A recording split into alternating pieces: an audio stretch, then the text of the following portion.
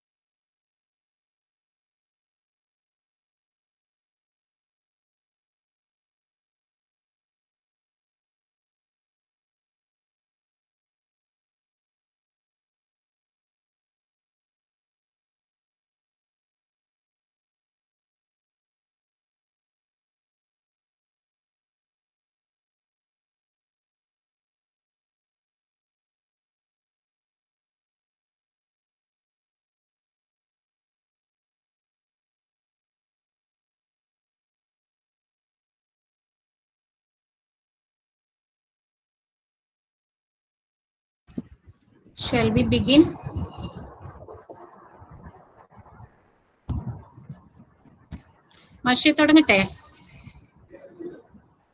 Yes. Okay. Okay. I'm beginning. A very good evening and namaste to the distinguished guests and all the participants who have joined in this platform, Google platform, for the 2-day international webinar titled Interpretation in Indian Philosophy, Changing Perspectives and Paradigms. As far as Sree Sankaracharya University of Sanskrit, especially Vedanta department is concerned, this international webinar on this particular topic is a matter of great privilege and pride. This webinar is special because this is being organized in collaboration with Adayar Library and Research Center, Chennai, with which our university has signed a memorandum of understanding for academic collaborations. And world-renowned scholars are taking part in this webinar as resource persons. This webinar is being organized in honor of Dr. B. Chandrika, our former HOD and Dean of Faculty of Indian Metaphysics, who is retiring from service this month. Dr. Chandrika is an efficient administrator, a reputed teacher, author, and scholar dear to her students. My duty here is to deliver welcome address in this session. First of all, I welcome our Honorable Vice Chancellor, Dr. Dharmarajan PK, or Adat Marsh as we intimately call him, who is inaugurating the international webinar. He has always been there, extending to us all kinds of support in all our academic endeavors. I wholeheartedly welcome you, sir, to this session of international webinar. Mr. Tim Boyle, the International President of Theosophical Society, has kindly consented to deliver felicitation address. All of us in Vedanta department cherish the memory of the interaction we had with him when he came to our university to sign the MOU with Adayar Library and Research Center. Thank you, sir, for being with us today to grace the occasion, and I welcome you wholeheartedly to this session. Keynote addresses are the speciality of today. The opening keynote address is delivered by Professor Vasudha Narayanan, Distinguished Professor, Department of Religion, University of Florida. She will be talking on Sharira Shariri Bhava of Ramanuja in Sanskrit and Manipravala literature and its implications today, which is sure to capture the essence of the topic of the webinar. Dr. Vasudha Narayanan is the former president of American Academy of Religion. She is a widely published and widely read academician of the world. Her fields of interest are the Hindu traditions in India, Cambodia, and America. Expressive cultures in the study of Hindu traditions and gender issues. She is currently working on Hindu temples and traditions in Cambodia. I'm sure this opening keynote address will be an excellent and enriching experience to start our international webinar. Madam, I respectfully welcome you to the session of international webinar. Next is the special keynote address by Professor Francis X. Clooney, S.J., Parkman Professor of Divinity, Harvard University. He will be talking on Madhusudana Saraswati's reinterpretation of the Bhagavad Gita, respect for tradition, openness to new questions. As the title itself indicates, this address reflects the keenness with which one has to engage with the traditional disciplines of study. The contributions of Professor Clooney to the studies of Indian philosophy is immense with its volume and depth. He is a leading figure globally in the field of comparative theology, a discipline distinguished by attentiveness to the dynamics of theological learning deepened through the study of traditions other than one's own. I understand that he leads a life of great ethical values in all walks of life. This special keynote address is sure to lead us to the innovative and thought-provoking avenues of learning. With great respect, sir, I welcome you to this session.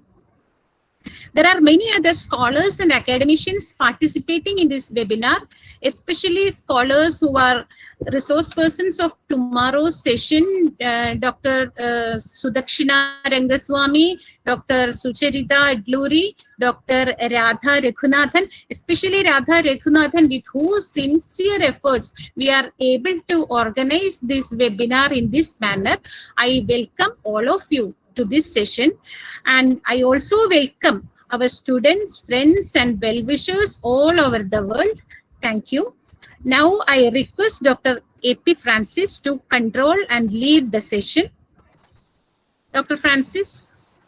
Yes, let's begin.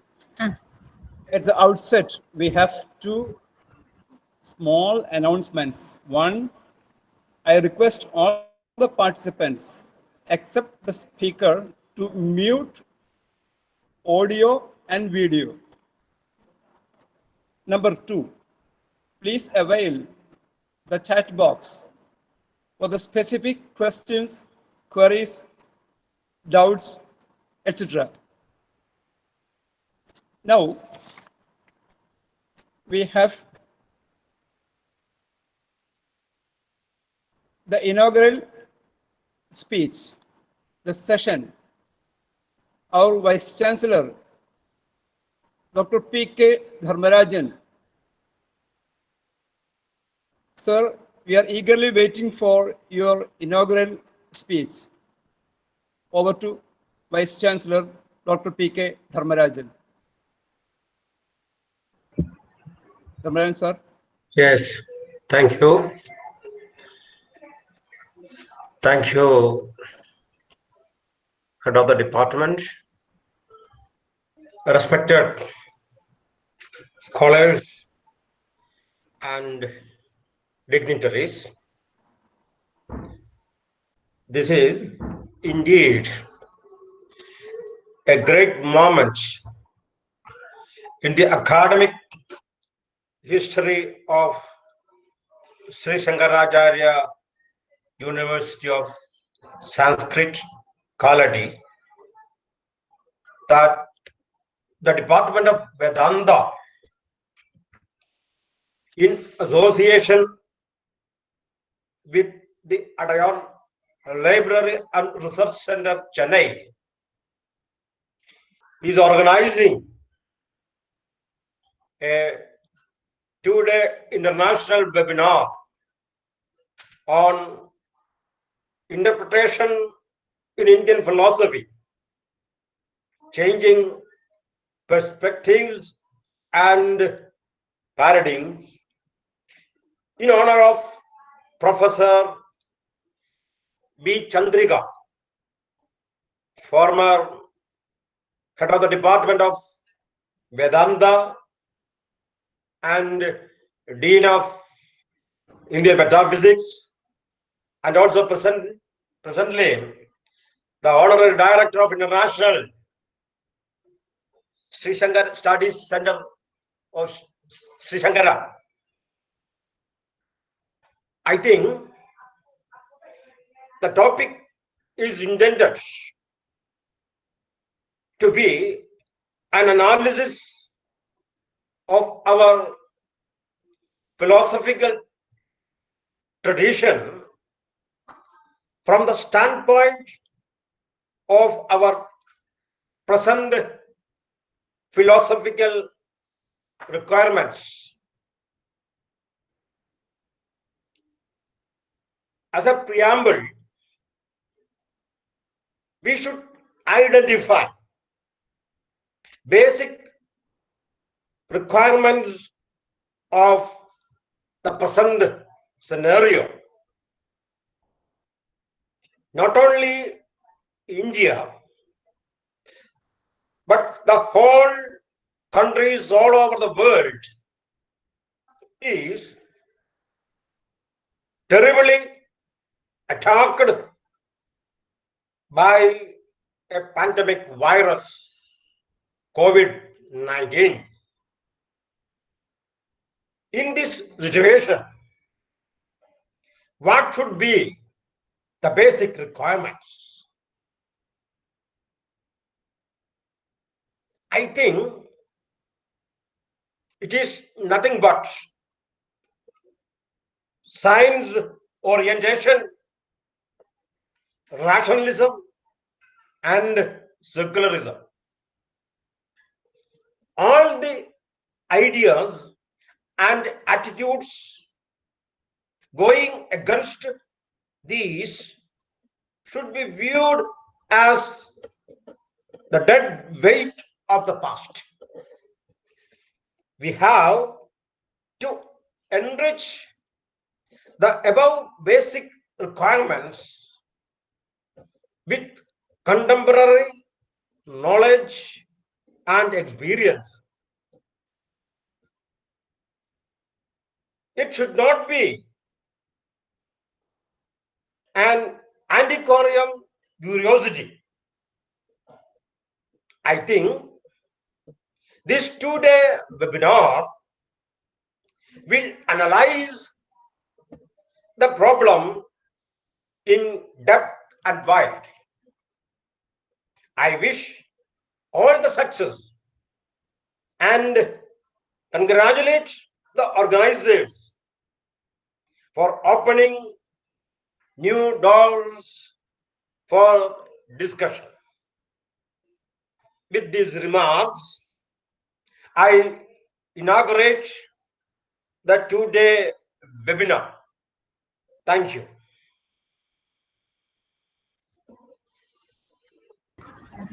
Thank you, sir. Thank you very much, our Vice Chancellor, for your inspiring inaugural speech. Now we have the time for hearing Mr. Tim Boyd, who is the International President of the Theosophical Society, Chennai. Mr. Tim Boyd, we have the sweet memories of your visit to our institution, especially of March 2019, when you came for signing the Memorandum of Understanding with Adyar Library and Research Center. So we are eagerly waiting to hear you, Mr. Tim Boyd. Over to Tim Boyd, sir. Well, thank you once again. It's a very good thing for me to be here with all of you, although this time it is virtual.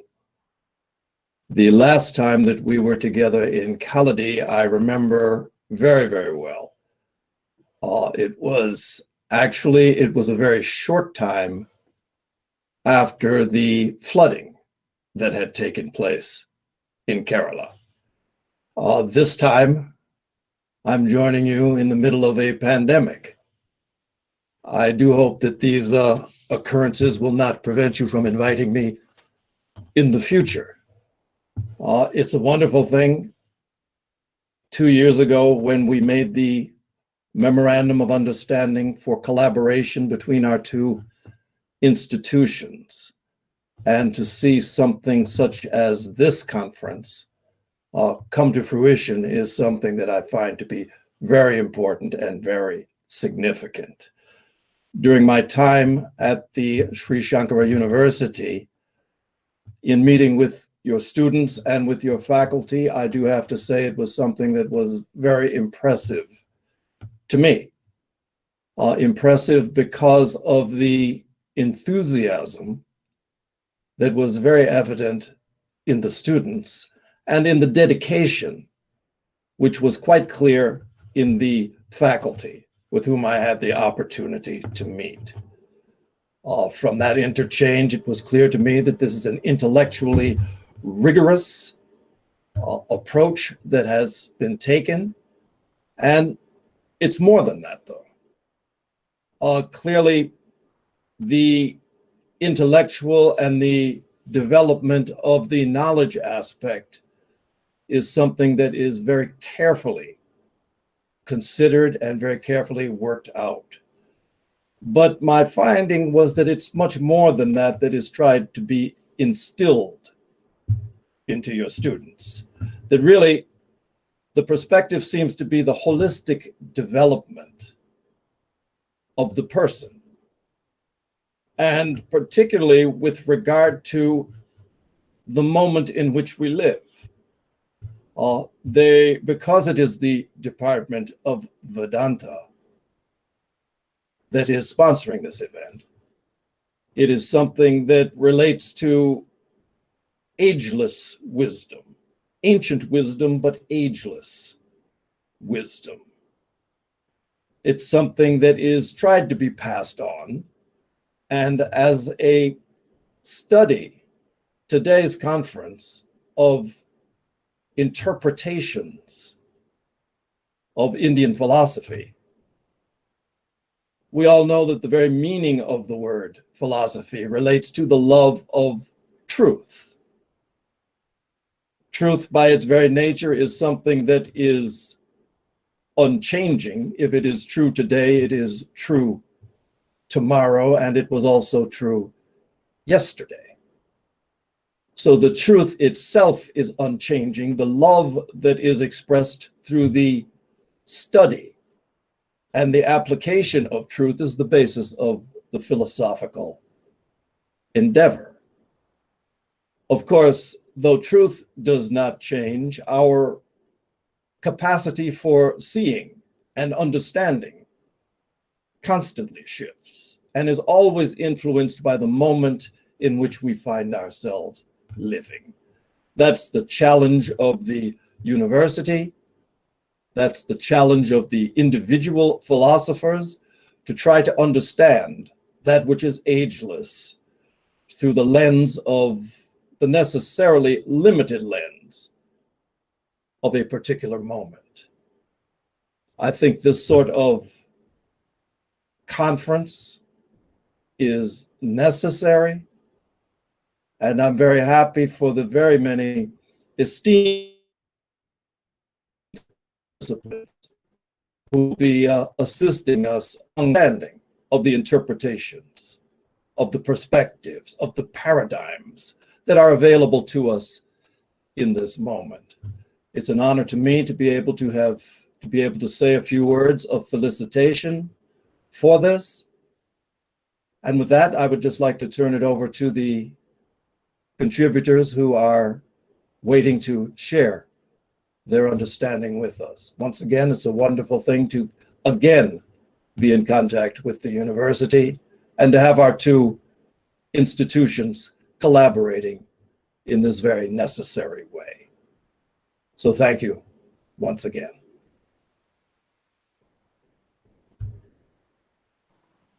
Thank you very much, Mr. Tim Boyd, for your inspiring and thought-provoking words of felicitation. Now we have our Professor Vasudha Narayanan. As you all know, she is an American scholar of Hinduism at the University of Florida, president of American Academy of Religion, a very reputed professor of Department of Religion, Director, Center for Study of Hindu Traditions at the University of Florida, USA. Actually, she had her education at the University of Mumbai, and she has the award Guggenheim Fellowship for Humanities, USA. And she has several edited works to her credit, like The Life of Hinduism, Gods of Flesh, Gods of Stone, The Embodiment of Divinity in India, Eastern Religions, and several other works, edited works to her credit. Now we are eagerly waiting for your opening keynote address, Professor Vasudha Narayanan. Over to Professor Vasudha Narayanan. Thank you very much for your very generous introduction, Dr. Francis. Respected Vice Chancellor, distinguished Professor Dr. Chandrika, Dean of the Faculty of Indian Metaphysics, whose retirement we're honoring today, Mr. Tim Boyd, International President of the Theosophical Society, the Head of the Department, Dr. Muthu Lakshmi, Coordinator, Dr. Rama Devi Amma, Dr. Radha Raghunathan, respected faculty members of the Department of Vedanta, faculty and staff of Sree Sankaracharya University of Sanskrit and the Adyar Library and Research Center, fellow participants and distinguished attendees of the conference. Thank you very much for the honor of inviting me to present a keynote in this conference. It's a privilege to be with all of you today.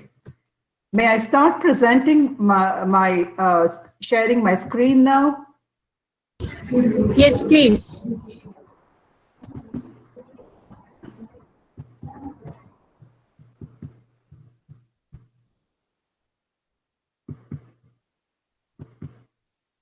And can you see now? Is it audible? Is it visible? No, not yet. Okay, yes, Not, yes, it yes, is? yes. Thank you very much. It's a privilege to be with all of you today. It's a particular privilege to know that this particular event has been co-sponsored by the Adyar Library and Research Center, where I had a library membership and where I began my research for my doctoral work several decades ago. Speaking for myself and only for myself, I'm mindful of Avayar's words. Katrathu kaiman alavu, kalladadu ulagalavu. What I've learned is a mere handful. It's almost nothing. It's like a single grain of sand. What I haven't learned is the size of the world, the entire cosmos. Last year, just before the pandemic began, it was late January, I believe it was the 29th or the 30th, I had the privilege of being in Kaladi, in person. I had come to Kochi briefly and thought I had to make the pilgrimage to Kaladi, and came and saw your beautiful university from outside. Little knowing that when I took this picture just before the pandemic, that I would have the honor of presenting in front of your privileged faculty and staff today. Thank you for this distinct honor. I would like to begin with a short story that Sri Uve Velukudi Swami used as an illustration in 1999 to discuss the term Advitiya in a closed listserv where we were members. The post was in honor of Yamunacharya's birthday. According to the story, a poet came to a Chola king, and that's what Sri Velukudi Swami wrote, and said, "O king, you have none second to you." The king was pleased and rewarded him well. Another poet, jealous of the first, came, and we always have them. He came and said, "O king, you've been cheated. The poet said there's none second to you, and you got carried away by his words. Don't you have a wife? Don't you have a son? Don't you have servants? Don't you have a kingdom? All these are second to you." The poet saying would mean that you are another, bereft of family, without anyone. The king was upset and called the first poet and immediately the first poet realized what had happened. And the first poet said, "No, what I meant was, O king, that I still say that you have none second to you. You're incomparable because you have such a great wife, such a great son, servants, chieftains, and a kingdom." And so the king was pleased and sent him home with more gifts. We'll come back to the story a little later in the talk. But this is just to draw your attention to the concept of Advitiya, which is important in the understanding of the Sharira Shariri Bhava of Ramanuja, which is very important in Ramanuja's school. The cosmos is related to the Supreme Being like a body is to a soul. And this relationship is fundamental in understanding how Sri Ramanujacharya, as well as many in the Sri Vaishnava Sampradaya, preserve the idea of non-duality of the Supreme, as well as the manifold manifestations. The Prasthanatraya present the ways that one may apprehend the Supreme Being, the path, and the goal. That is, Tattva, Hita, and Purushartha. We have the ineffable Brahman of the Upanishads on the one hand, and the loving, gracious, personal God of the Bhagavad Gita on the other. And we see the brilliance of the Acharyas when they weave these visions into coherent, integrated, and logical philosophies. The commentaries cleave to the original views. I use the word cleave here in both senses of the term. That is, the Bhashyas both adhere to and can be discerned as distinctive entities from the Upanishads, Bhagavad Gita, and the Brahma Sutras.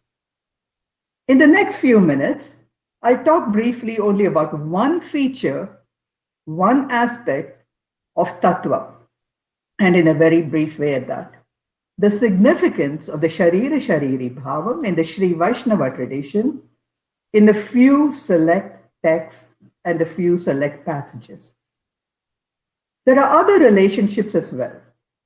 The Lord, that is Vishnu Narayana here, is the owner, the protector, the ruler, and so on.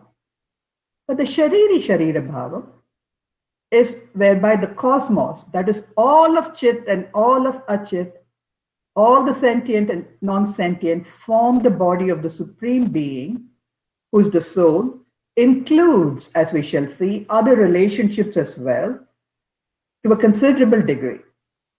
The Supreme Brahman is the soul, the universe, the body, and underlying this interpretation, of course, the base for all of this is the Antaryami Brahmana of the Upanishads.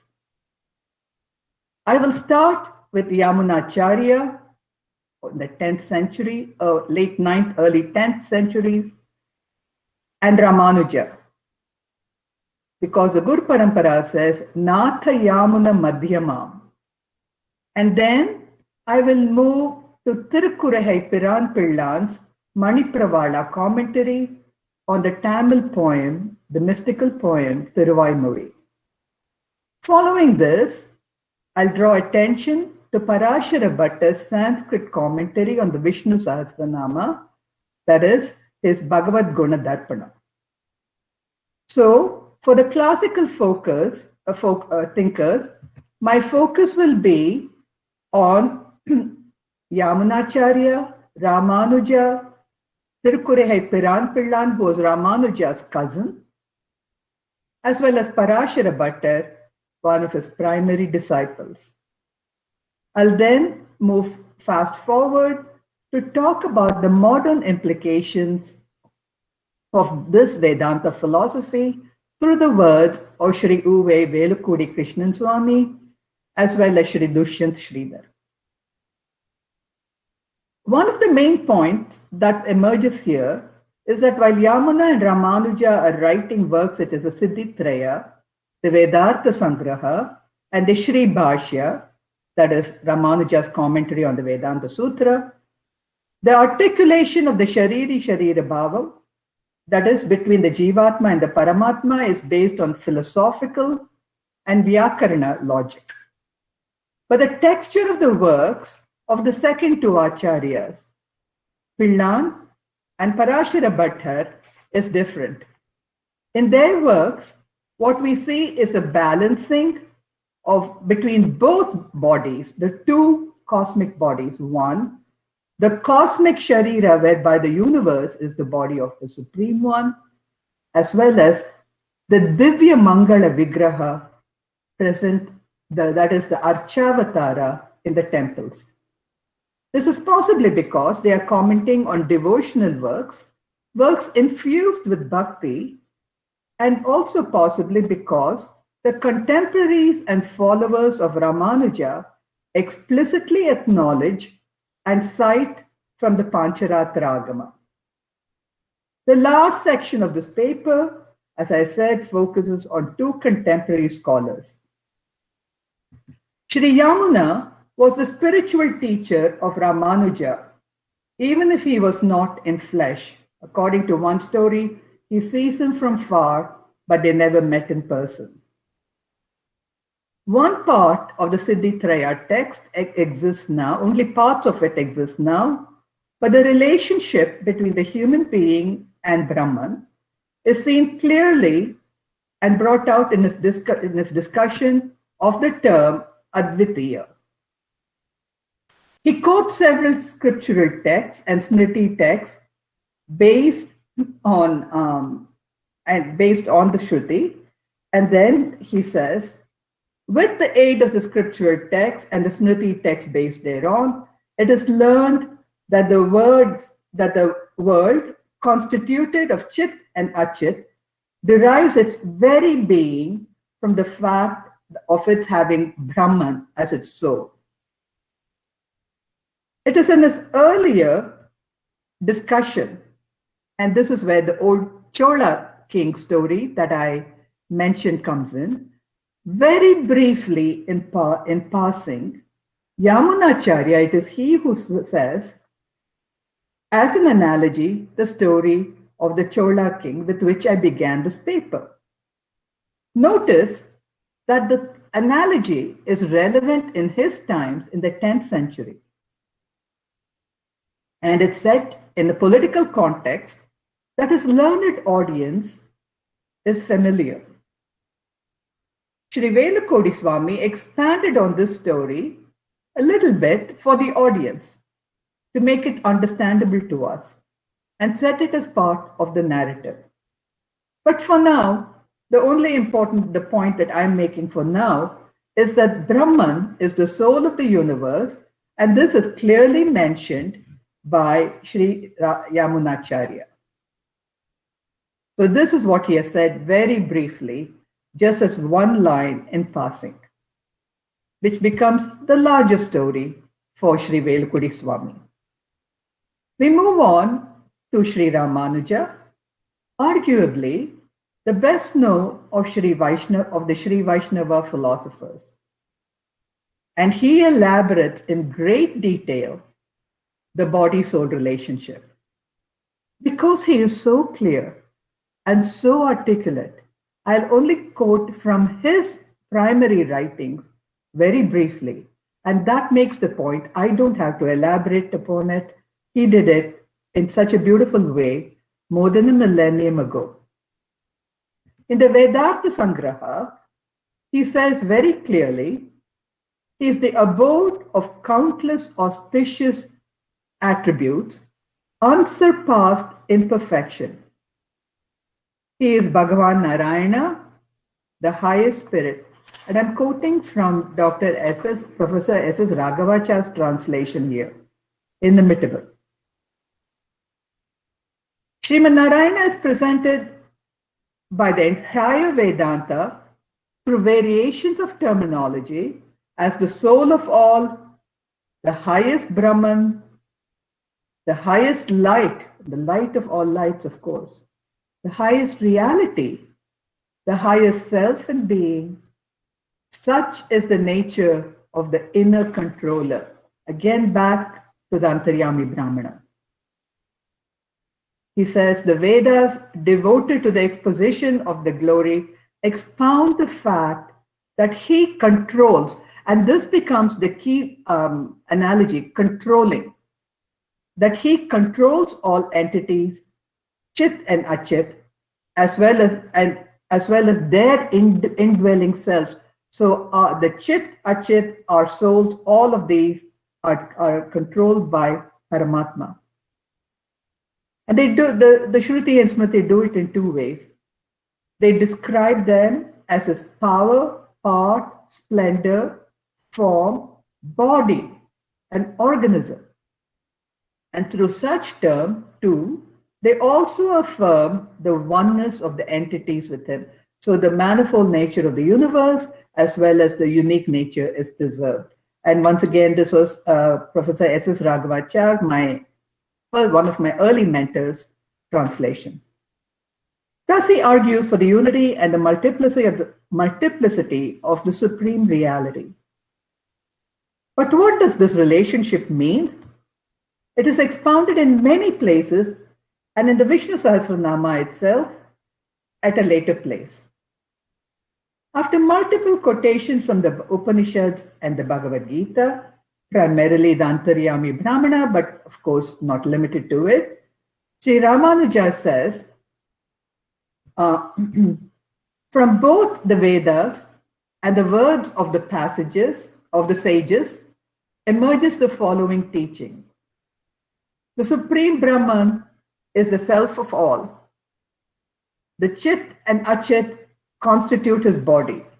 The body is an entity and has its being only by virtue of being the mode of the soul of which it's the body. The body and soul, though characterized by different attributes, do not get mixed up. From this, it follows that the central teaching of that Brahman, with its Chit and Achit as its mode, is the ultimate. The scriptures declare this glory of Brahman by saying that Brahman has the whole universe as its body. They also identify Brahman and the world in the manner of the coordinate predication that he uses Samanadhikaranya Nyayam, and he says, which bears in this connection direct and primary meaning. And this is from the Vedanta Sangraha. Ramanuja continues to expand on the body-soul relationship. The soul is the base, and this is the definition of his body-soul. The support, that is the ashraya. And the only purpose of the body is and the mode is to be of service to the Supreme One. He further refines the threefold relationship thus. He says that the relationship between the soul and the body as that of the support and what is supported, such that the supported cannot exist separately, and the controller and the controlled, and the master and the owner of what we are, that is the owned. He says, any substance that an intelligent being, Chetana, is able to completely control, the verb is niyantra, and support for its own purposes, and the essential part of which is entirely subservient. Seshatvam is a very important feature here. So that of the intelligent soul is the body. That is, all beings, both intelligent and materials, are in precise relation to the Supreme Being indicated by these terms, and they therefore constitute his body.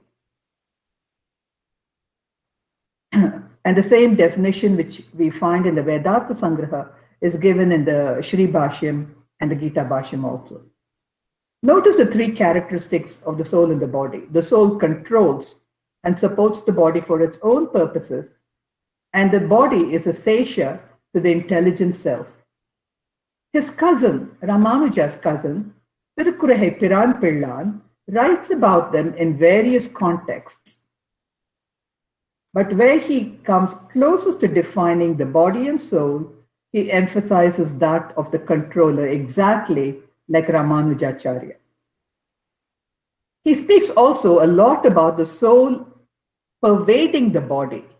Now, while Ramanuja obviously mentions that, that's the whole idea of the word name Vishnu, he doesn't use that as a primary indicator of what the body-soul relationship means. Instead, he uses the other three. But Pillar also emphasizes in a different way that of the soul pervading the entire body, and similarly, Brahman pervades the entire universe. Let's just look at one example here. Pillan's Manipravada commentary on Nammalvar's long poem, the Tiruvaimurai. Pillan, being the cousin and disciple of Ramanuja, uses his phrases, his master's phrases, and words prolifically in the commentary.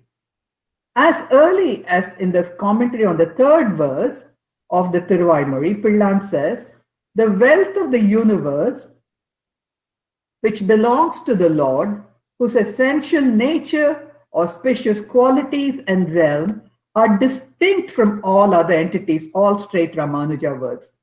The Lord, who is the soul of everything, including the earth, the firmament, all the worlds, all animate beings, and inanimate things, who's the owner of all things, who's the soul of the universe, but is free from their shortcomings, is pure. His dominion is such as to control. Again, the word control comes like Ramanuja did in his understanding of the soul-body relationship, control the universe, which is his body, but he is different from everyone else. This is Tirukkurai Piran Pillan's commentary on Thiruvaimozhi 113. From our historical perspective, it's not surprising that the philosophical developments during the hundreds of years between the poem was probably about 9th century, and this we're looking at the 11th century already, maybe even early 12th. The commentary and the commentator have slightly shifted the emphasis. It may be harder for us to grasp what the tradition simply assumed. At those points where the poet is singing the unity of the God and the universe, the commentator expresses the non-duality in philosophical Sanskrit from the Upanishads and so on. That is, as we understand it now, as we would say it now, a major metaphysical as well as linguistic shift and a serious systematic translation has been going on.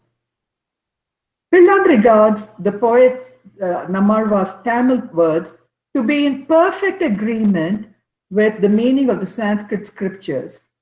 This is why the Sri Vaishnava tradition is seen to be the inheritor of the Ubhaya Vedanta tradition, Tamil and the Sanskrit Vedanta. So he sees it as in perfect agreement, Nammalvar as in perfect agreement with the Sanskrit scriptures as expounded by Yamunacharya and Ramanuja. Of Ramanuja's concepts concerning God's relation to the universe, the most important one, which is evident in Pillan's comments, is the analogy of the indwelling soul to the body and the body that it animates. It's worth noting here that Pillan simply assumes that this analogy is well known to the readers and to Nammalvar. Much of Pillan's philosophical position is spelled out in his paraphrases of the first 3 verses of the poem and those comments that we see. So in the longest comment in the entire commentary that Pillan has written, that is in 117, Pillan says, for this verse that you see on the screen, he says, hidden like life in a body. That is the exact translation, Udal Mishai Uyirena in Tamil. He says, it is the clearest links in the poem to Ramanuja celebrated the doctrine of the God as in the inner soul of the universe, just as each individual soul is to our body. This may show a definite influence of Nammalvar's ideas on Ramanuja's thought, something that the Sri Vaishnava tradition assumes, but which is not seen in the Sanskrit writings, Ramanuja Sanskrit writings. In any case, given the importance of the soul-body relation doctrine to Ramanuja, it's not surprising that Tirukkurai Piran Pillan sees this particular verse 117 as summarizing what he thinks Nammalvar has been saying in the earlier 6 verses. The grammatical relation between the subject and predicate adjective is comparable to the relation between the soul and the body, which is comparable to God's pervading and ruling the 5 basic elements and all other finite beings. This, Pillan says, is irrefutably established by scriptural authority, by pramana. And here we find one of the longest set of quotations from Sanskrit for Pillan, all the way from the Vedas, the Upanishads, the Bhagavad Gita. He marshals more than 75 quotations in his support. And this is the shortest commentary. And then he continues, God's essential nature consists of jnana, ananda, and amalatva. He is opposed to all filth and possesses unlimited, auspicious, glorious attributes. His pastime is the sport of creating, protecting, and destroying. This theme of Leela, which later Acharyas called Krida, is very popular in the Sri Vaishnava tradition to explain Shrishti, Sthiti, and Samhara. And he is the Atma of the entire universe. The body is the entire cosmos. He who is without any karma has as his body all souls and matter and is the pure Atma.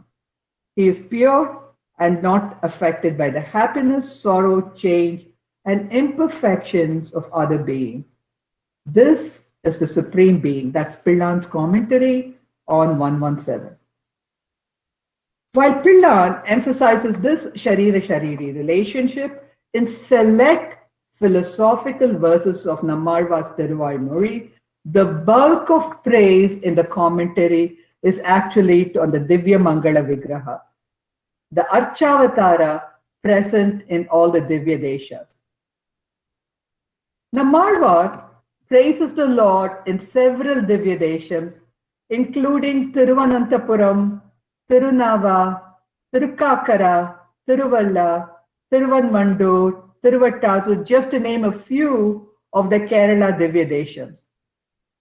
In Tirukakara, one of the most beautiful temples and elegant temples we can see, and which I saw on the way to Kaladi, he speaks about the Lord in a beautiful way. He says, with all the world standing within him, he is so close and he stands within them. This is the paradox of Narayana.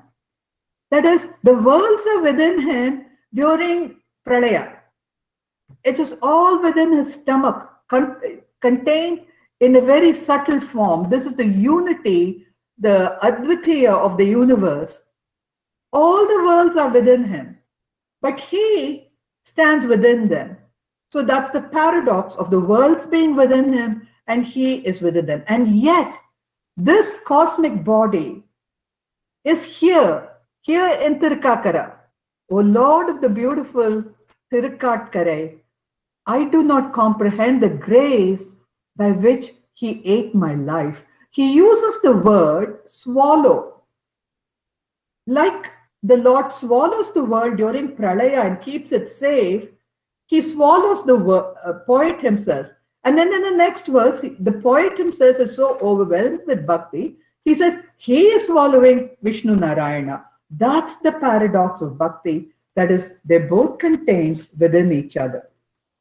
I praise Katkarai. I cry, O Kanna, Krishna of Katkarai. I talk of my craving. I melt when I see him. My life was seized. He who takes me as a servant, the wondrous one who ate my life, enjoyed me.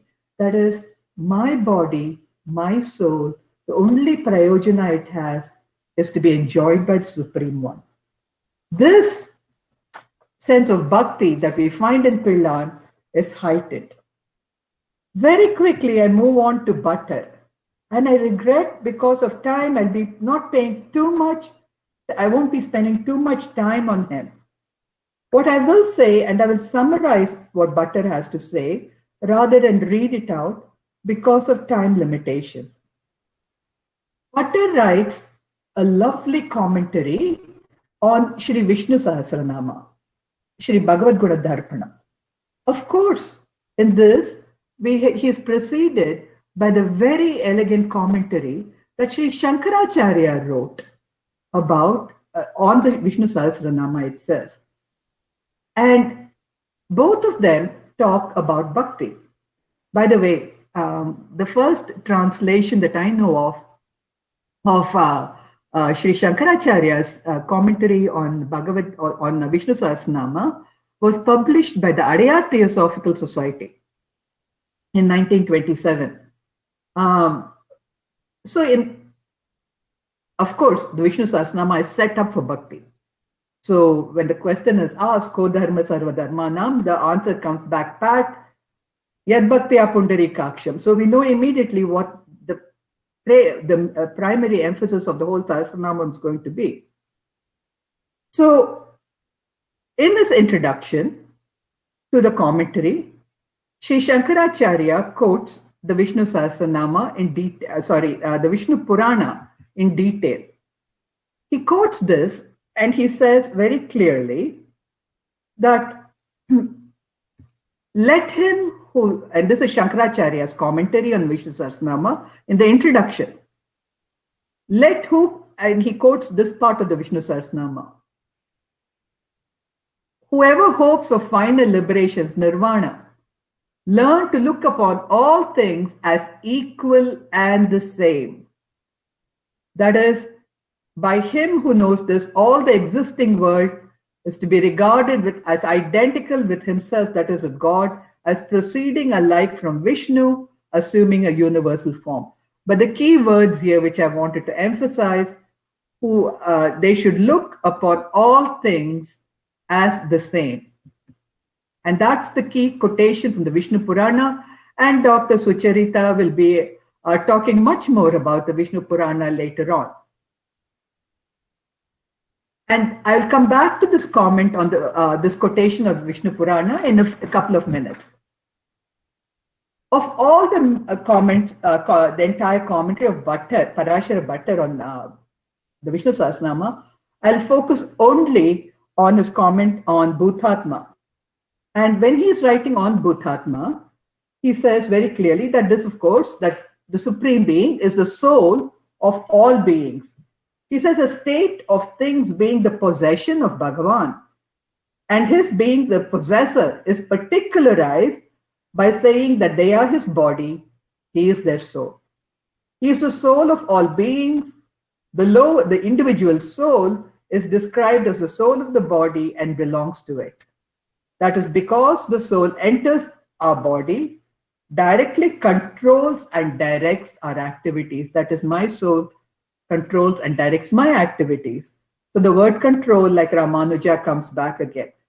Paramatma does the same with reference to all beings. The nature of the relationship between the soul and body is distinct from and more intimate than the relationship between the individual soul on the one hand and its wife, house, field on the other. And then he gives many, many quotations, as you can see here and here, to talk about the relationships itself. So I will very quickly end up my talk here because of the time issues. We have discussed Sri Yamuna, Sri Ramanujacharya, Parashara Bhattar, and Thirukkurai Piran Pilla. Very briefly, but talking about how the soul controls the entire body. How can we expand on this today? What is its significance today? This is the question.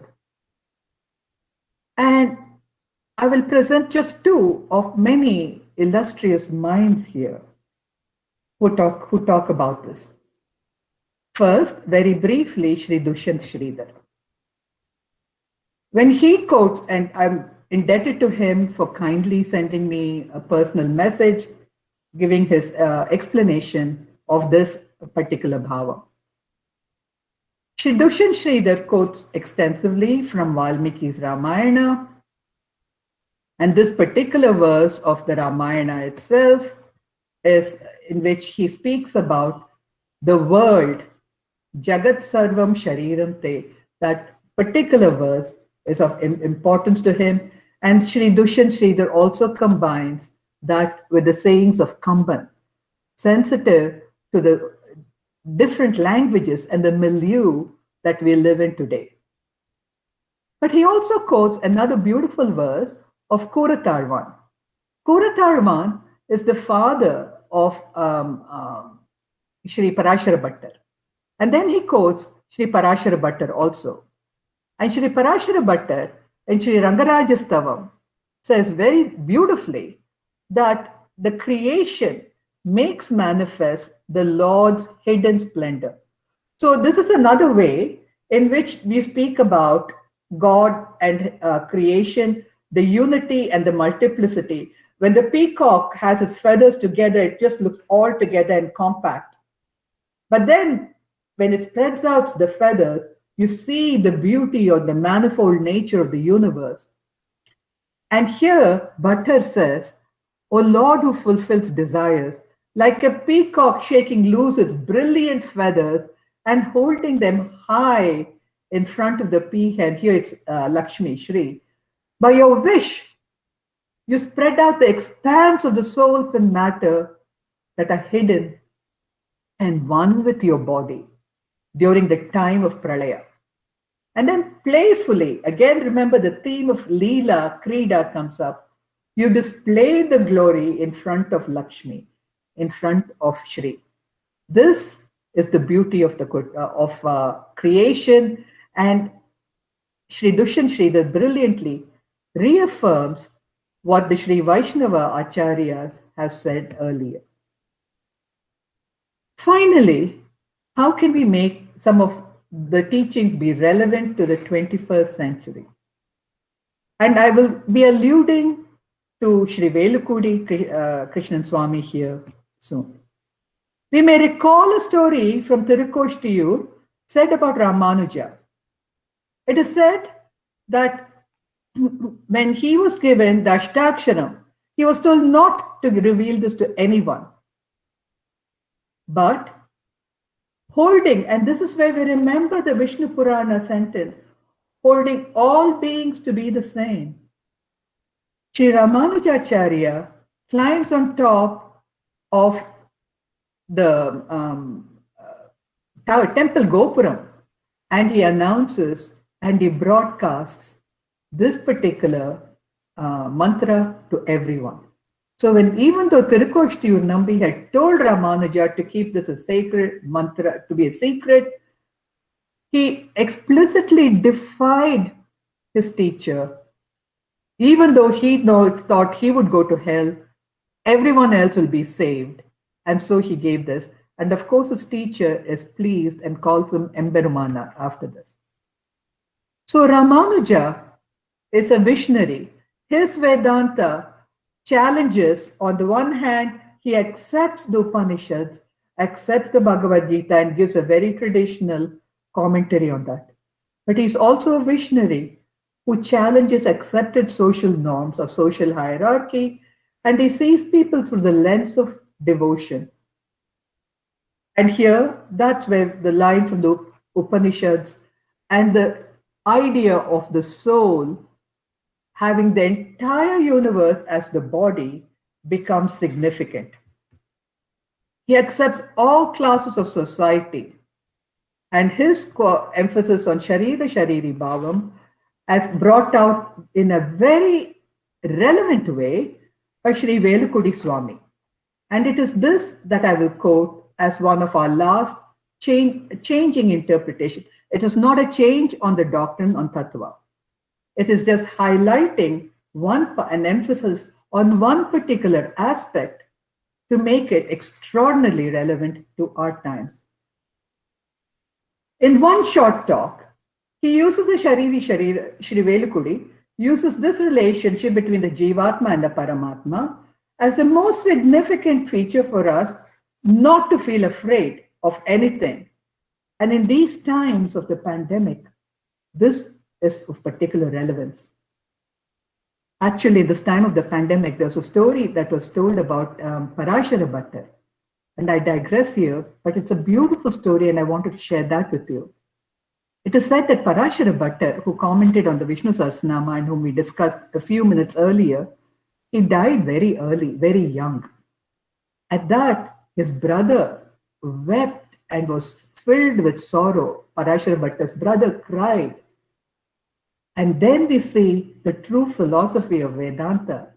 Parashara Bhattar's mother, Andal, comes and tells the brother, "Why are you crying when your brother has died?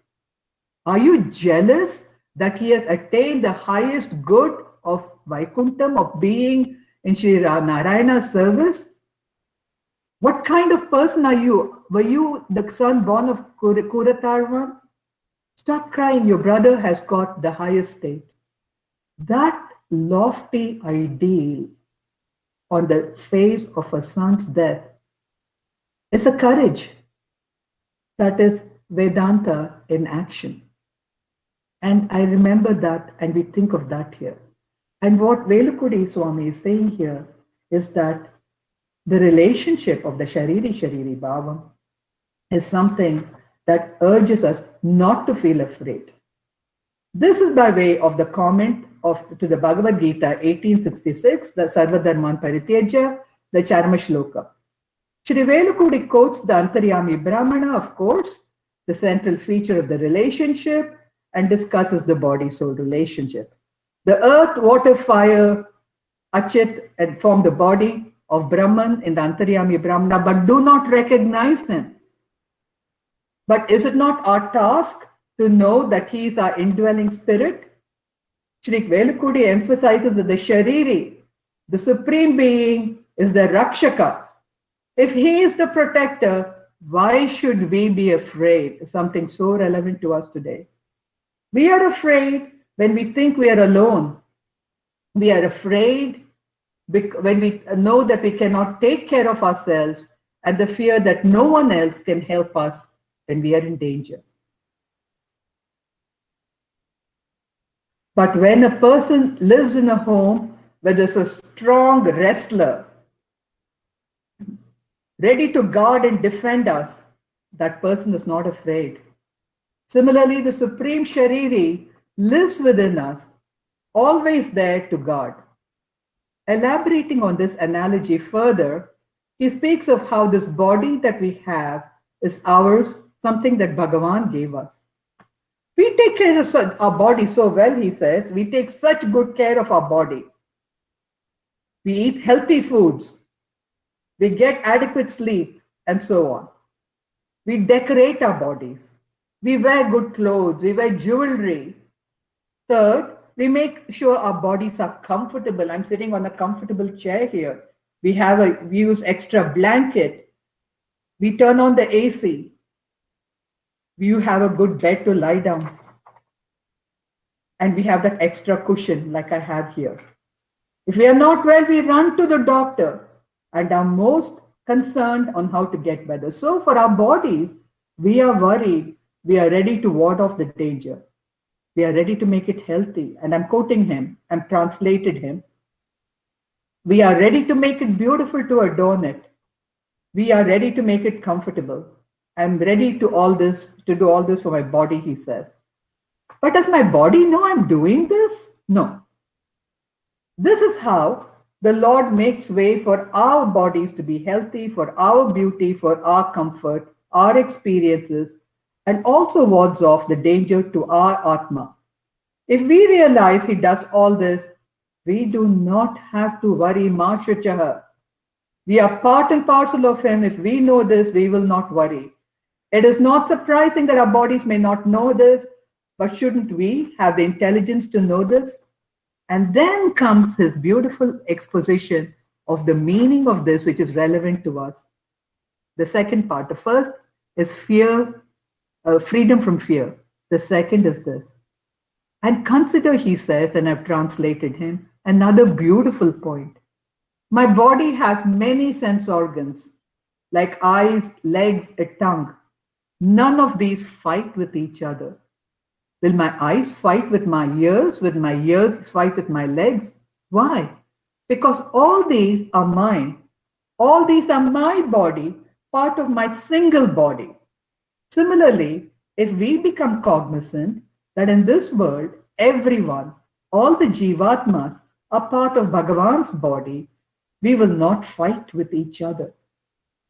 The parts of one's body will not fight with each other because we are all part of God's body and each one is one part of it. If we recognize that, why should we fight each other? This is the truth about the Sharira Atma Bhavam, and Bhagavad Ramanuja emphasized so well. The Lord himself says, I will take care of my body, Arjuna. Why should you be worried? You worry about your body. The Jivatma, that is you, is my body. Shouldn't it be me who is worried about it? And I will do that. But one thing, we should all understand, says Velukudi Swami, that we are his body. A body lives for the soul, a body can't live for itself. Similarly, we live for God. We will not be worried. It is He who should be worried, but He does not know worry. So our lives will be tranquil. Please understand this. And the final practical implications of this. The most important thing we heard, that we don't fight with each other if we have this understanding. Second, yesterday was Earth Day. It is when we recognize the importance of what Bhuma Devi has given us. Shouldn't this also make us understand this idea of the sacrality of the universe, about how significant the entire universe is? Shouldn't we be taking care of the environment? Today, many Western scholars have written about the ideas of panentheism and the universe as a body of God. They're independent thinkers. One can easily bring out, and people are in the West studying the comparisons between Teilhard de Chardin and Ramanuja. Another text oversees the body divine, the symbol of the body of Teilhard de Chardin, and Ramanuja explicitly brings out the comparison.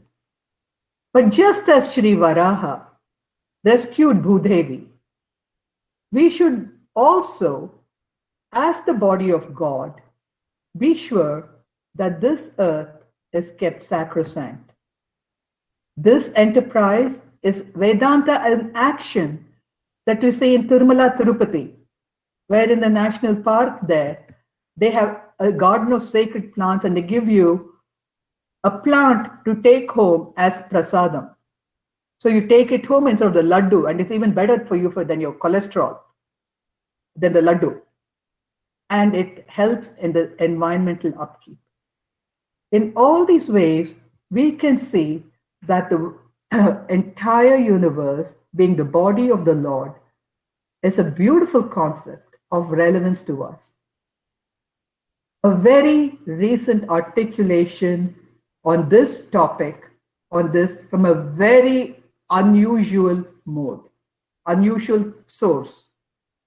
Recognize that the very molecules that make up your body, the atoms that construct the molecules, are traceable to the crucibles that were once the centers of high mass stars that exploded their chemically rich guts into the galaxy, enriching pristine gas clouds with the chemistry of life. We are all connected to each other biologically, to the earth chemically, and to the rest of the universe atomically. That's cool. That makes me smile, and I actually feel large at the end of that. It's not that we are better than the universe. We are part of the universe. We are in the universe, and the universe is in us. This is Neil deGrasse Tyson, noted astrophysicist, well-known TV personality and astrophysical physical person, professor, and of course, reflecting the Vishnu Purana. I end here with a deep sense of gratitude to all of you, and thanking you for your kindness in allowing me to share this morning with you. Thank you very much.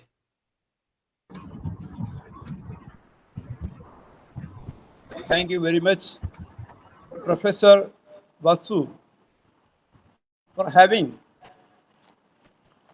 brief but elaborative presentation. The concepts like the body and soul relation, and the fusions of Sanskrit and Tamil, or Sanskrit and Sanskrit Vedanta fusion, or both in the linguistic and philosophical and religious fusion, as we can say, through the analogy of Leela, the analogy of peacock with its feathers, and together with that, the implications of the relationship Sharira, Shariri, Bhava. It was very illuminating. At the same time, I have one query towards the last part of your presentation, you mentioned the comparison of Theod Chardin. How far this Chardinian comparison with that of Ramanuja's concept, the point of omegaization or Christocentric cosmic Christ. So this can we, how far differentiate, or how far we can find the similarities between Chardin and Ramanuja? As for the first question. Question from our own head of the department, Professor Muthulakshmi. How does Ramanuja conceptualize Bheda and Abheda? I'm sorry, I didn't hear the second part of the question. The question now. Am I audible? Should I Yes. repeat again? Just the Yeah. HOD's, Dr. Muthulakshmi's question. I got yours, sir. Thank you. Yeah. Yeah. Muthulakshmi's, how does Ramanuja's he conceptualized Bheda and Abheda? Okay. Veda and Abheda. Okay. Yeah. Mhm.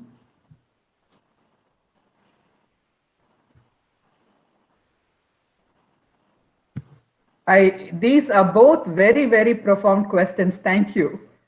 And I wish, like Adisesha, I had 1,000 tongues to talk more about all of this. So I think Frank Clooney will also be talking briefly about some of this. But the Teilhard de Chardin is a very fascinating concept, as you said, as you know, with distinct similarities and distinct differences. He himself comes from a scientific background, as you know, and he gave the full, as a Renaissance scholar, a full interpretation, true to his being both, a committed religious person on the one hand, as well as a very independent and innovative thinker. So I think the primary differences come from the source of scripture that they're using, particularly in Ramanuja's case, in using the Antaryami Brahmana and so on, and trying to reconcile what are very bold, explicit notions of the total idea of the body being the entire cosmos, as well as the Divya Mangala Vigraha, that is the Bhakti. So he's trying to reconcile the two streams of Vedanta, where both personal devotion as well as the cosmic body and jnana are important. So both knowledge or wisdom, I should say, as well as the individual bhakti have been presented in such a bold way in Vedic scriptures.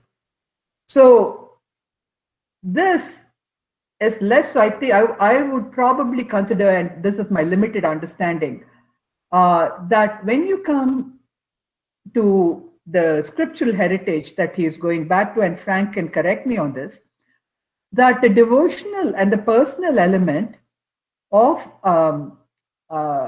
that is seen in Christianity is far more significant, far more valorized.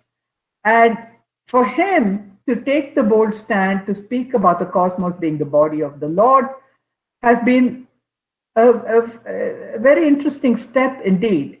And today, of course, people like Sally McFaig and others have developed that more into the idea of taking care of the environment itself. So both in terms of spiritual as well as in the organically practical way, I think the two ideas have been developed. But Frank, would you like to add to this right now, so as to make it relevant? I would not venture to add anything at the moment, except to confirm your instinct that this opens up a very good comparative angle with Teilhard de Chardin, with the Christian tradition of God and the world, that sometimes these are seen as so different from one another, but actually the way you present this, there are many, many possibilities for cross-interpretation, mutual interpretation. So at this point, I simply agree and confirm the great insights that you are making. Thank you. Dr. Muthulakshmi, you will have to forgive me for not going into any sense of detail or even beginning to scratch an answer for your question, because the answer to your question is the entire body of literature of the Vedanta Sangraha about how Abheda is seen in the Vedas. And Ramanuja, and starting with Yamunacharya himself, to go straight, talking about Abheda, Advitiya, and those concepts are followed in the sense of the Shariri Bhavam, and looking at it through the Antaryami Brahmana in the Upanishads itself. So using scripture primarily, Sri Ramanujacharya is arguing that, and all the analogies that I gave you, that the Abheda statements there are profound, but they should not outweigh the Bheda statement. At the same time, he is distinguishing himself clearly from the Bheda school also. So this is what you have raised is a fundamental and very profound question, which I regret that I can't go into detail right now, given the time. But I would love to sit and have a conversation with you later on with other distinguished participants for this very, very fundamental question. Thank you.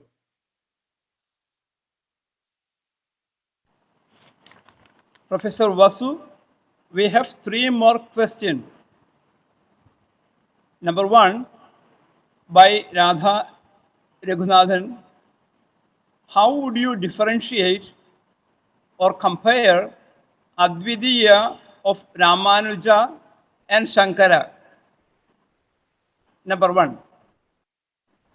Number 2. That's similar to the earlier question of our HOD, actually, in a large way. Yeah. Number 2. This is from a research scholar, our own research scholar, Nivedita. Can you please give an idea of Shesha Sheshi Bhava? The third question by herself. Would you please shed more light on the doctrine of Apruthak Siddhi? These are the questions now we got. Please, over to you. Thank you. Sorry, I'm just writing down notes as you're talking. So, okay. Dr. Radha, of course, the whole notion of Advaita and Vishishtadvaita is at the very basis of the difference here between the non-dualism between Ramanuja and Sankaracharya.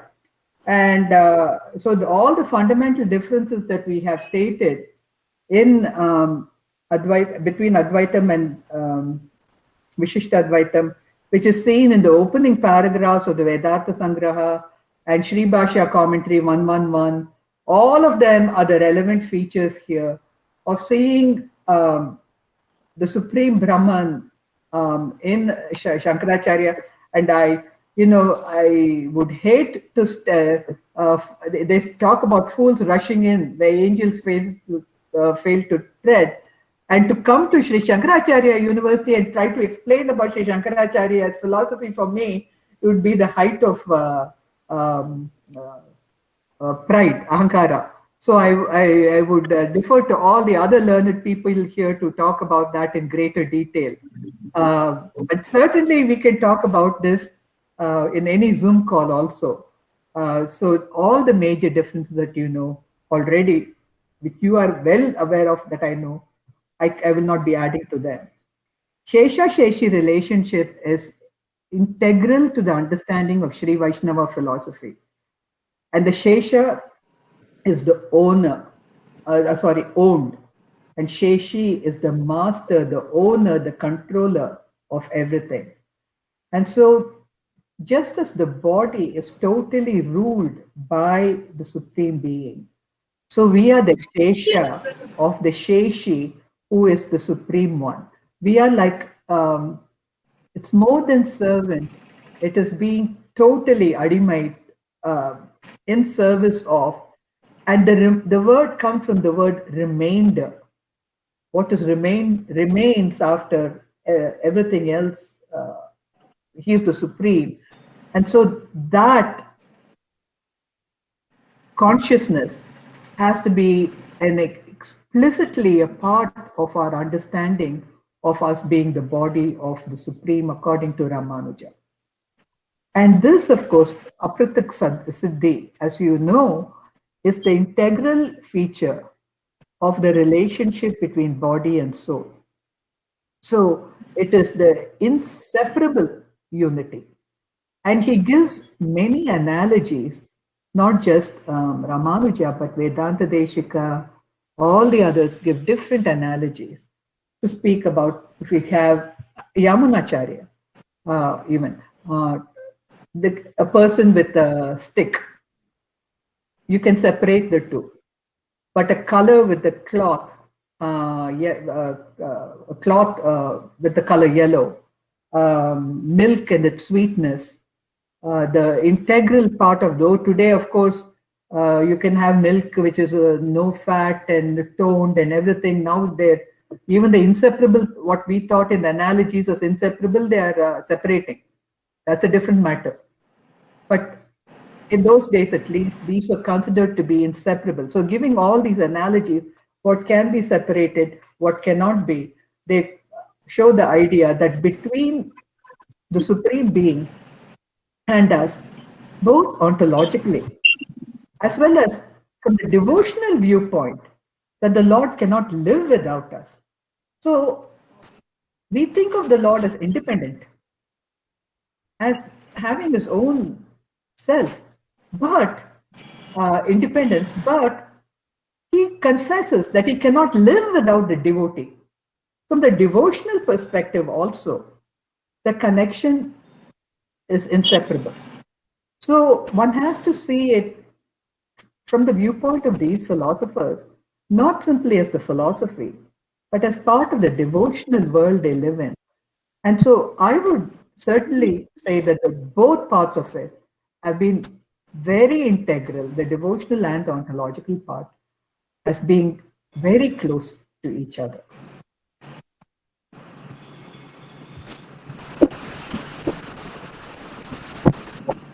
Professor Vasu, the presentation was very invigorating, lucid, vivid, and inspiring, and vibrant.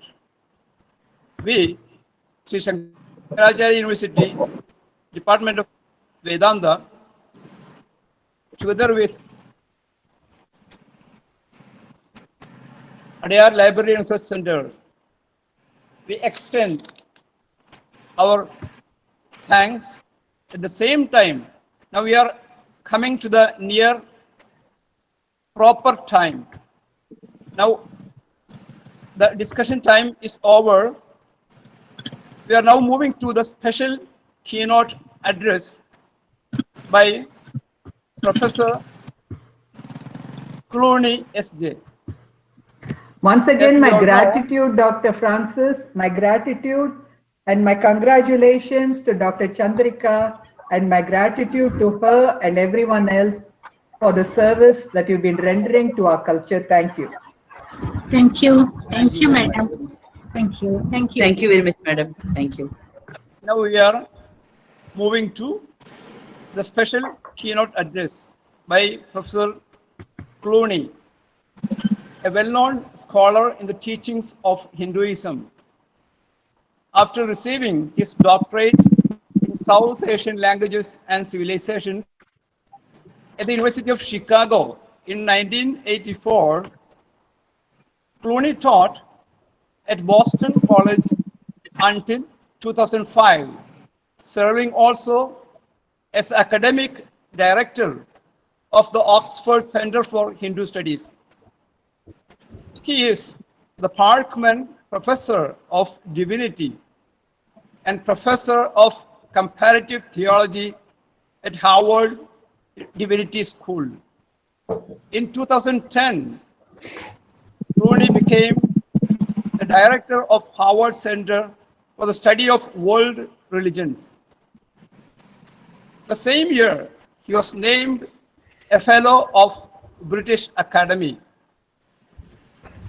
He has been nominated of John Courtney Murray Award in 2017 for his distinguished theological achievements. Now the topic he has opted is Madhusudana Saraswati's interpretation of Bhagavad Gita, respect for tradition, openness to new questions. And he has several editor works to his credit. As you all know, Madhusudana Saraswati was a scholarly genius in philosophical thinking and logic.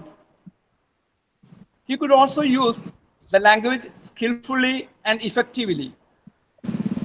Sanskrit verse that exemplifies this unique quality of Madhusudana Saraswati is given below.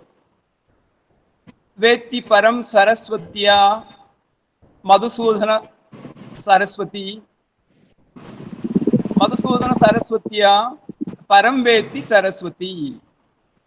The meaning of this verse is only Sree Saraswati, the goddess of knowledge, knows Madhusudana Saraswati. And only Madhusudana Saraswati rightly knows about the goddess Sree Saraswati. So at this juncture, this topic has special significance. And we are eagerly waiting for the special keynote address by Professor Clooney. Over to Clooney. Thank you, Dr. Francis Arakal, for your kind introduction. I begin, as my predecessor, Vasudha Narayan, did, with congratulations to the university, to the Adiyar Library on this wonderful collaboration between the two important institutions. My own memory of the Adiyar Library goes back to 1982, when I was first living in then Madras, and remember going on my bicycle over to Adiyar to meet Dr. Kunjani Raja and having a wonderful conversation with that wonderful and brilliant scholar. On a later visit there, I also was happy to meet Mr. Tim Boyd and happy to be at least on the screen with him again. And I've had a long friendship with Dr. Radha Raghunathan, a wonderful scholar and now leading figure at the library. So I'm very happy to be here. I extend my thanks to the Vice Chancellor for his introduction and comments at the beginning of our session. I also would like to thank Dr. Muthulakshmi for being a guiding force on this event for many months now, and also for her and her team in putting together such a wonderful program. And of course, special congratulations to Dean Chandrika on this auspicious occasion in honor of her achievements as scholar and as administrator.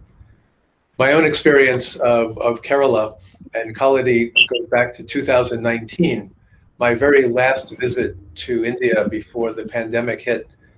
I was in Kerala at the Chinmaya University, and on the last day came and visited Samiksha, a interfaith center in Kaladi. And I did not realize at that time that that would be my last visit to India for some time, and I hope very soon to be able to return when everyone is well and safe again. And at that point, I met Professor Francis Arakal, who reminded me that we had met on that day. I conclude this opening remark, and I'll put the text up on the screen, by expressing my great thanks to Vasudha Narayan for her wonderful keynote address. So learned and so clear, so many things compressed into a short period of time. My presentation will be something of an addition and continuation of her brilliant remarks. So thanks to all. Let me put this up on the screen, and I hope it can be seen. Is it possible to see my text on the screen? Yes? Yes. Yeah. Yes, Okay. yes. So I will go through my remarks here. I have 15 small pages, and I'll simply basically go through them and then open it for discussion. I do this with some trepidation because I know there are many learned scholars whose knowledge of the traditions of Advaita Vedanta and Sanskrit are beyond my own. So I look forward to making my best effort and then hearing from the learned experts in the audience. So reflections on Madhusudana Saraswati's reinterpretation of yoga and the Deepika on the Bhagavad Gita, with special reference to Gita chapter 6. The work of interpretation is essential to philosophical and theological thinking. I begin with a general set of remarks. Why interpretation?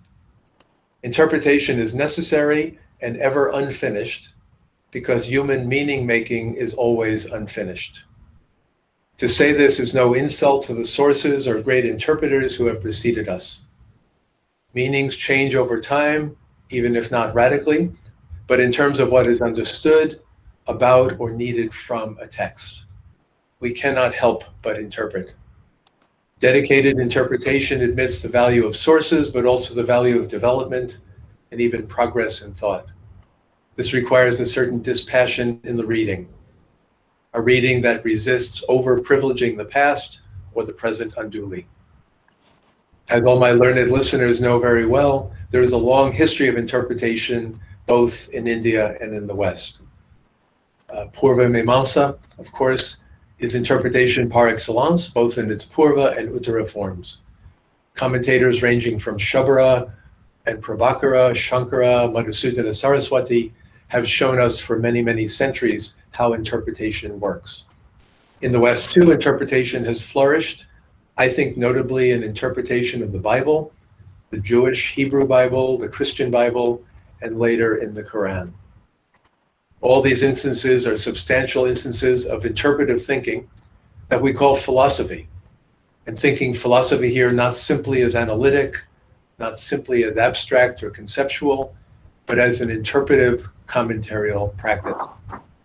As the famous philosopher of the 20th century, Alfred North Whitehead, once said, the safest general characterization of the European philosophical tradition is that it consists of a series of footnotes to Plato. Interpretation is at the heart of philosophy, beginning to end, and all the great texts are open to interpretation. One of the guiding thinkers for me on interpretation is Hans-Georg Gadamer, who died maybe perhaps 10 years ago at the age of over 100, 101, 102 years old. In his famous book, Truth and Method, he speaks eloquently to the inevitability of interpretation. Key points: meaning is not given. We need to make sense of what we read and find the meaning. Our work in discovering meanings is in part situated in, determined by our dispositions. What we expect to find, are trained to find, and want to find. We are always interpreting when we read. To quote Gadamer himself, all correct interpretation must be on guard against arbitrary fancies and the limitations imposed by imperceptible habits of thought. It must direct its gaze on the things themselves, which, in the case of the literary critic, are meaningful texts, which themselves are again concerned with objects. He is very dedicated to reading text, to reading works of art, and insists that all of this is interpretation. Second paragraph, it is necessary to keep one's gaze fixed on the thing throughout all the constant distractions that originate in the interpreter himself, or we might say himself and herself. A person who is trying to understand the text is always projecting. He projects a meaning for the text as a whole as soon as some initial meaning emerges from the text. The initial meaning emerges only because he or she is reading the text with particular expectations in regard to a certain meaning. So I am very much guided by the idea that we are always interpreting and that this is basic to the way we think. I should also add that this long PDF of 15 pages I have given to Dr. Muthu Lakshmi, and anyone listening who would like a copy of it, I give her my permission to share it with others after this is over. I would like to extend this point about interpretation by my points here on the screen. I suggest that in this century and the century to come, we must honor the work of interpretation. We must see that it now must entail an encounter of interpreters across texts and traditions, including in the work of commentary on now shared text between, let's say, India and the West. In these cross-cultural and cross-religious conversations, interpreters inside and outside any given tradition are both of value and able to stand or should stand on equal footing. I'll return to this point at the end of my presentation.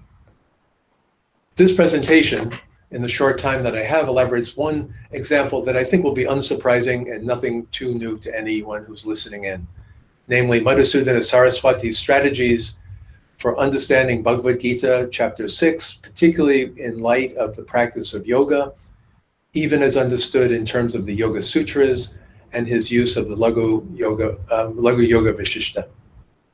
My presentation to follow has these 5 parts. A brief comment on yoga in the Bhagavad Gita, especially in Gita 6. Madhusudana Saraswati's interpretation of Gita 6, how he uses the sutras and the Laghu Yoga Vishishta, his contribution as interpreted and perhaps argued with in later Advaita commentaries, the reception of Madhusudana Saraswati in the English writing world, English writing, English speaking in the West, how he has been received, studied, and used anew. And a final commentary as a bridge to a new cross-cultural conversation on texts, ideas, and interpretations. To say much in this learned audience about the Bhagavad Gita would be rather foolhardy on my part, because we all know the Gita in many ways. I would just like to stress that it is a text that is particularly and uniquely generative of commentary. As we all know, the Gita itself is distinctively productive of commentary. It is by nature a synthetic text, inclusive of ideals and terminology of many systems of thought. For instance, Sankhya, Buddhist thought, Vedanta, Yoga, Bhakti, and so on. The Gita challenges any interpreter who wishes to show that it has a decisive, coherent viewpoint, rather than being merely a composite, and whether or not redacted by different redactors over time. So I think most of us, what I mean to say, is finding ourselves in reading the Gita. On the one hand, we respect it as the whole, the teachings of Lord Krishna. But on the other hand, we know there is so many things going on in the Gita that we must take up one by one. We respect it as a text, and we have to interpret. It is thus a premier instance of a text that is productive of ongoing interpretation. This is shown by the fact of the proliferation of commentaries on the Gita in the Indian context, a well-known fact, and there are so many commentaries in different sampradayas over the centuries. And we have commentary on the Gita in the West. It's one of the most translated texts of all time, ever since the time of Wilkins' 1785 translation. So the Gita begs us and challenges us to be interpreters. Yoga and the Gita, yoga in the Gita, as the Gita itself says in Shloka 239, Sankhya has been covered in 211 to 38, and now there is a turn to yoga and practice. To quote the verse in a very simple translation, this wisdom has been indicated in terms of Sankhya. Now listen to it in terms of yoga. The person joined with this wisdom, O Partha, will throw off the bonds of karma.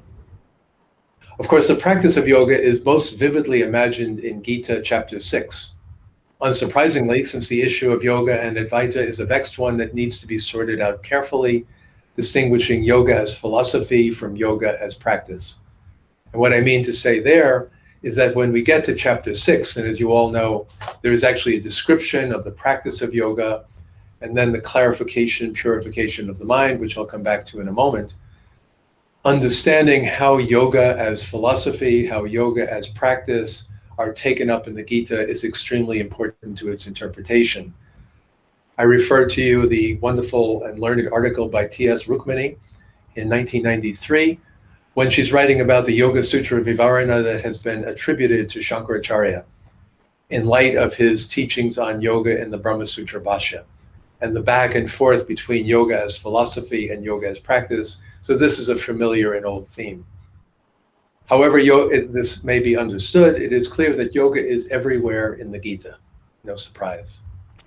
No interpreter can ignore this fact, even if every interpreter ventures a viewpoint on why yoga is there and why it matters. Clearly, on this issue and many other issues, the Gita deserves to and needs to be constructively interpreted. So Madhusudana Saraswati, I will not go into any background on him because I think at this university he's a very well-known figure, highly respected already. His interpretation of the Gita using the sutras and the Laghu Yoga Vishishta. Madhusudana Saraswati is, of course, one of the most impressive interpreters of the Gita. His Gudartha Dipika is a masterpiece of interpretation. Here, for the limits of time, I will focus simply on a few points on chapter 6. Of course, he knows the importance of yoga in the Gita. He also knows the parameter of its place in the Gita. I would say that for him, at issue is a truth requiring no practice, what is gestured at in chapter 2 of the Gita by the reference to Sankhya, analysis, understanding of Atman. But also, after due respect for that truth in theory, practice is needed for those who want to approach it, but need to approach it slowly and by practice. And I think Arjuna is in that category for Madhusudana. If you understand Gita 2:11 to 38, in a sense, you don't need any more in the Advaita perspective because it's all there. But everybody, except for very few, do need more. He puts this in his prefatory shlokas to the Gita, Bhashya, his Dipika, in 16 and 17.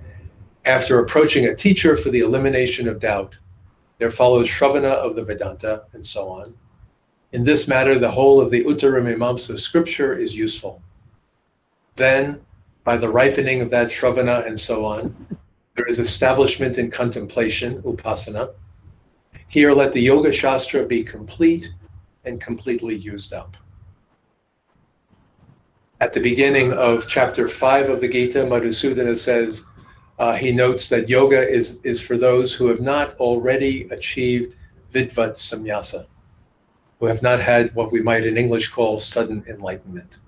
Those who know, for whom the words tattvamasi, let's say, have been brilliantly clarifying their thinking, have no need for anything more. He makes this point. At 6:15, he repeats the point. This yoga that is being talked about in practice and intellectually in chapter 6 of the Gita should be accomplished with great diligence, but not by those who are capable of and experiencing vidvat sannyasa. Madhusudana is therefore creating a space for yoga as specialized and professionalized in the Yoga Sutras and in the Bhagavad Gita. It is respected, yoga is respected, and now included in the larger project of the Gita, just as Bhakti and Jnana both are reconciled and included in the project of synthesizing the Gita. Yoga, and particularly yoga as professionalized in the Yoga Sutras, becomes very important to understanding the Gita properly. This is all part of his strategy for the whole of the Gita, as in its various parts serving different purposes for different sectors of the audience. You cannot interpret a text if you do not understand yourself. You cannot interpret it usefully if you do not understand the audience for any particular part of what you are saying. At 6:29 in the Gita, Madhusudana notes that in Yoga Sutra terms, yoga is for those who are at the stage of samprajñata samadhi, not those who are already in the higher state of asamprajñata samadhi. To quote him using Swami Gambhirananda's translation again, Of these two, the first process was namely the Sampragyata Samadhi. The first process was propounded by the followers of Hiranyagarbha, who holds that creation is real. For in their case, it is not possible that there can be any method other than full restraint for the sake of the visualization of the witness, by learning and gradually becoming oblivious of the mind, which is a real entity. But the followers of the Upanishads, the Upanishadika, who depend on the views of the illustrious, holy, and venerable Shankara, who hold that creation is unreal, accept only a second process. Indeed, for the realization of Brahman, the Paramahamsas who follow the Upanishads engage only in deliberating, vichara, on the Vedantic sentences of the Vedas by approaching a teacher. They do not engage in yoga because, since the defects of the mind have already removed by deliberation alone, yoga is superfluous. It is for this very reason that the holy and venerable one, Shankara, did not expound anywhere on the necessity of yoga for the knowers of Brahman. And he comments, enough has been said on this.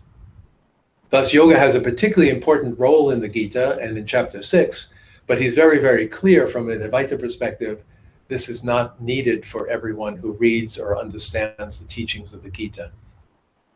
Madhusudana makes space for yoga in Vedanta and for the bulk of the Gita in Vedanta, and thus subsumes both yoga and the Gita itself into the realm of the higher knowledge of Advaita Vedanta. And I think he does this by an interpretive move that is certainly entirely, in a way, indebted to Sankaracharya, but he does it with a certain insistence that nothing need be left out. Again, just as karma yoga, just as bhakti can be included, yoga can be included in Advaita Vedanta, the Gita can be included in Advaita Vedanta. All of this belongs together. He has thus found a way to interpret beyond Shankara, yet without actively denying any affiliation with him. He makes clear any number of times in the Deepika that he is at the feet of Shankara and has no right to add anything to Shankara. But he does, I think, my point will be in the next page, you'll see, going far deeper in terms of why yoga matters for many readers of the Gita than his predecessor did. Indeed, Madhusudana makes great space for yoga, and I would say more than he needs to. In Gita chapter 6, Madhusudana draws extensively on the Yoga Sutras. I think anyone who's read this knows this. He actually cites 75 of the sutras of Patanjali. That is quite a large number, considering there are only 195 sutras. He quotes 75 of the sutras of Patanjali in his commentary on Gita 6. Likewise, Gita 6 is the most densely commented chapter in the Deepika. He has more to say at length on chapter 2 of the Gita, chapter 18 of the Gita, but those two chapters have over 70 shlokas. Gita 6 is shorter, but quantitatively it adds up to really almost the longest of his commentaries on any chapter of the Gita, showing, I think, the importance for him of integrating knowledge of yoga and the Gita, Yoga Sutras and the Gita. With so many quotes and so much attention to Gita 6, Madhusudana goes beyond any limited, merely incidental correlation of the Yoga Sutras and Bhagavad Gita 6. This correlation is an essential point for him, and in terms of the context and of this conference, I would say that this shows him to be a master interpreter.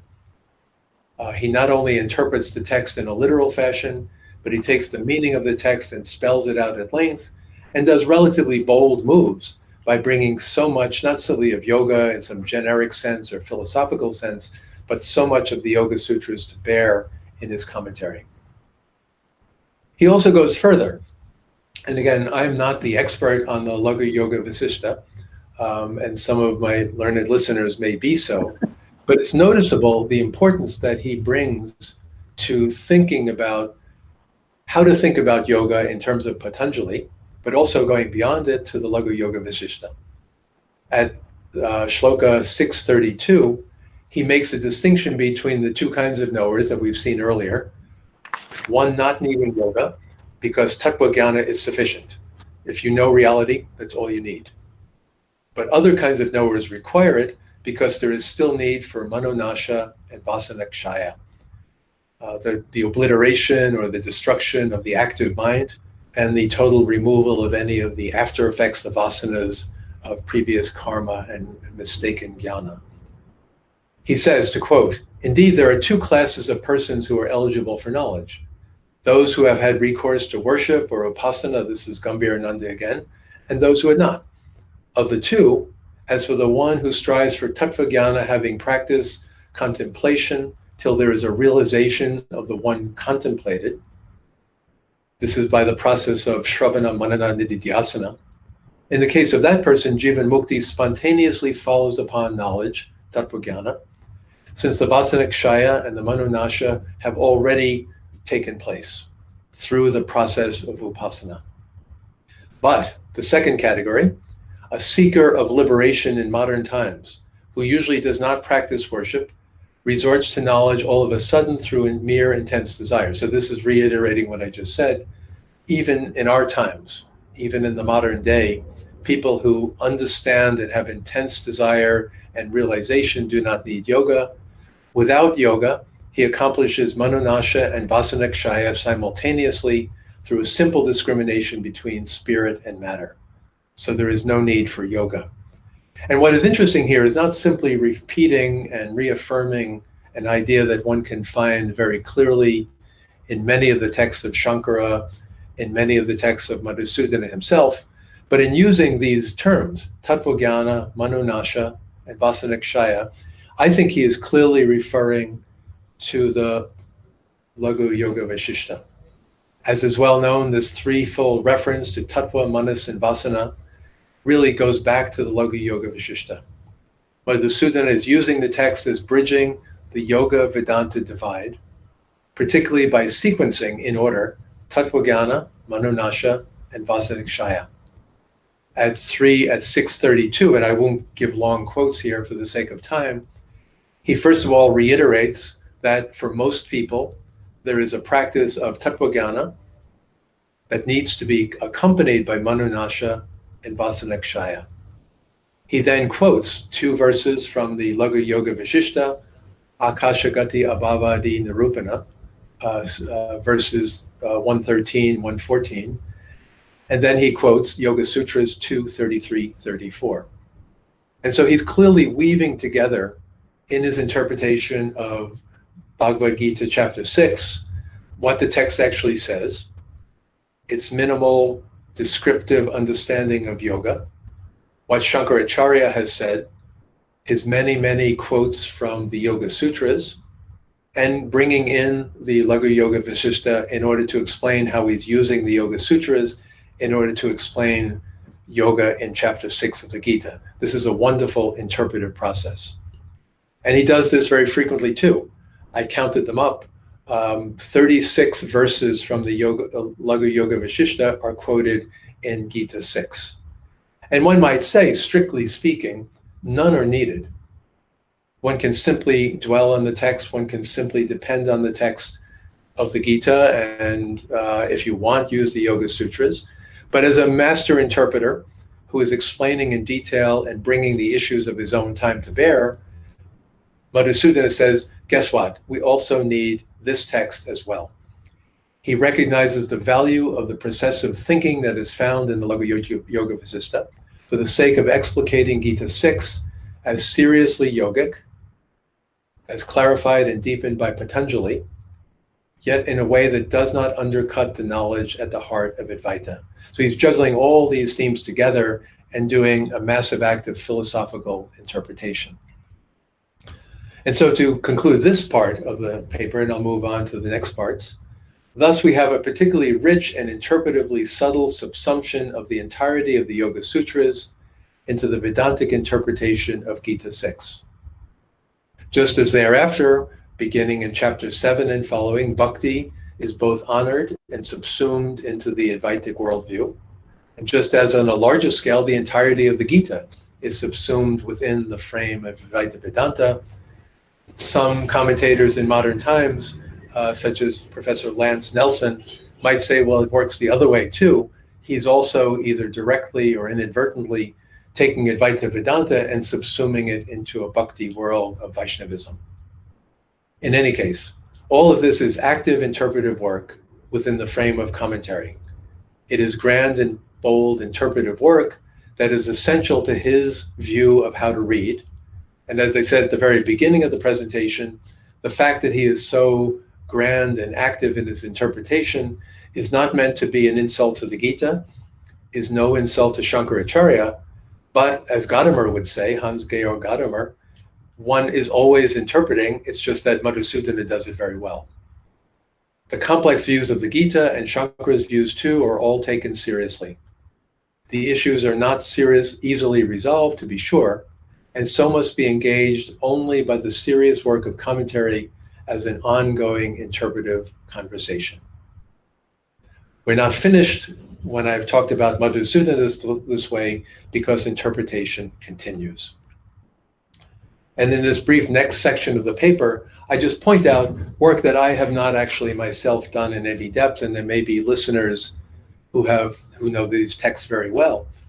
But we know that in the context of the Gita being heavily interpreted in Advaita Vedanta, and looking at the wonderful Pansikar edition, where so many key commentaries are given in one place, we can see, and this is simply the order that Pansikar gives, the Shankara's commentary, Anandagiri, Nilakanta, and Madhusudana, and which one came first is hard to say. I think maybe Madhusudana, Dhanapati, Sridhara, Abhinavagupta, and Pansikar does not put them in chronological order. That's the point here.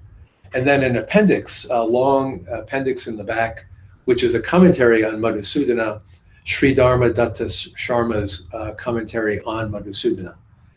And the very fact that there are these texts both before and after Madhusudana, and I'm telling you something you already know, means that any key thinker in Advaita Vedanta is part of a long tradition of commentators.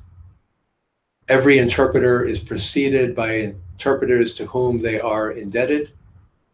Every interpreter generates new work that later interpreters can follow up on.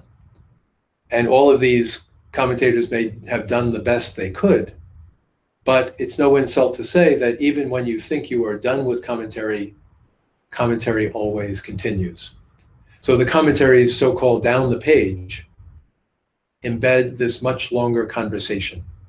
In his doctoral dissertation study of the Deepika, Niranjan Saha, who's a fine young scholar, notes how the later commentaries on this list, such as Nilakanta and Dhanapati and Sri Dharma Datta Sharma, actually dispute aspects of Madhusudana's use of the Lagu Yoga Vishishta and his opinions on Shankara and yoga. While they have great respect for Madhusudana, they do not simply say the master has spoken, will simply repeat, but Nilakanta, Dhanapati are arguing with their learned predecessor according to the needs of their time, their interpretation, in order to say something beyond, in their view, justified beyond what Madhusudana had to say. I would say in a good sense, therefore, the work of commentary is never done, the argument is never finished. And yet it is important to note in all of this that Madhusudana and the other commentators, in fact, are commentators. They have a common purpose. They agree, so to speak, to meet and argue in the context of reading the Bhagavad Gita. And why this matters for me is that it's no surprise to say that in Indian culture, Western culture, American culture, you can have many different views on philosophical issues. And many different philosophers may or may not even be reading other philosophers, they're just talking. But what is wonderful about this tradition from Shankara on is that they've all agreed in this context to read the Bhagavad Gita together. And then some of them, such as everyone on the later list is reading Shankara surely and probably Anandagiri. They're reading one another, they're reading the text, they're interpreting differently perhaps, but they've agreed to have a common conversation.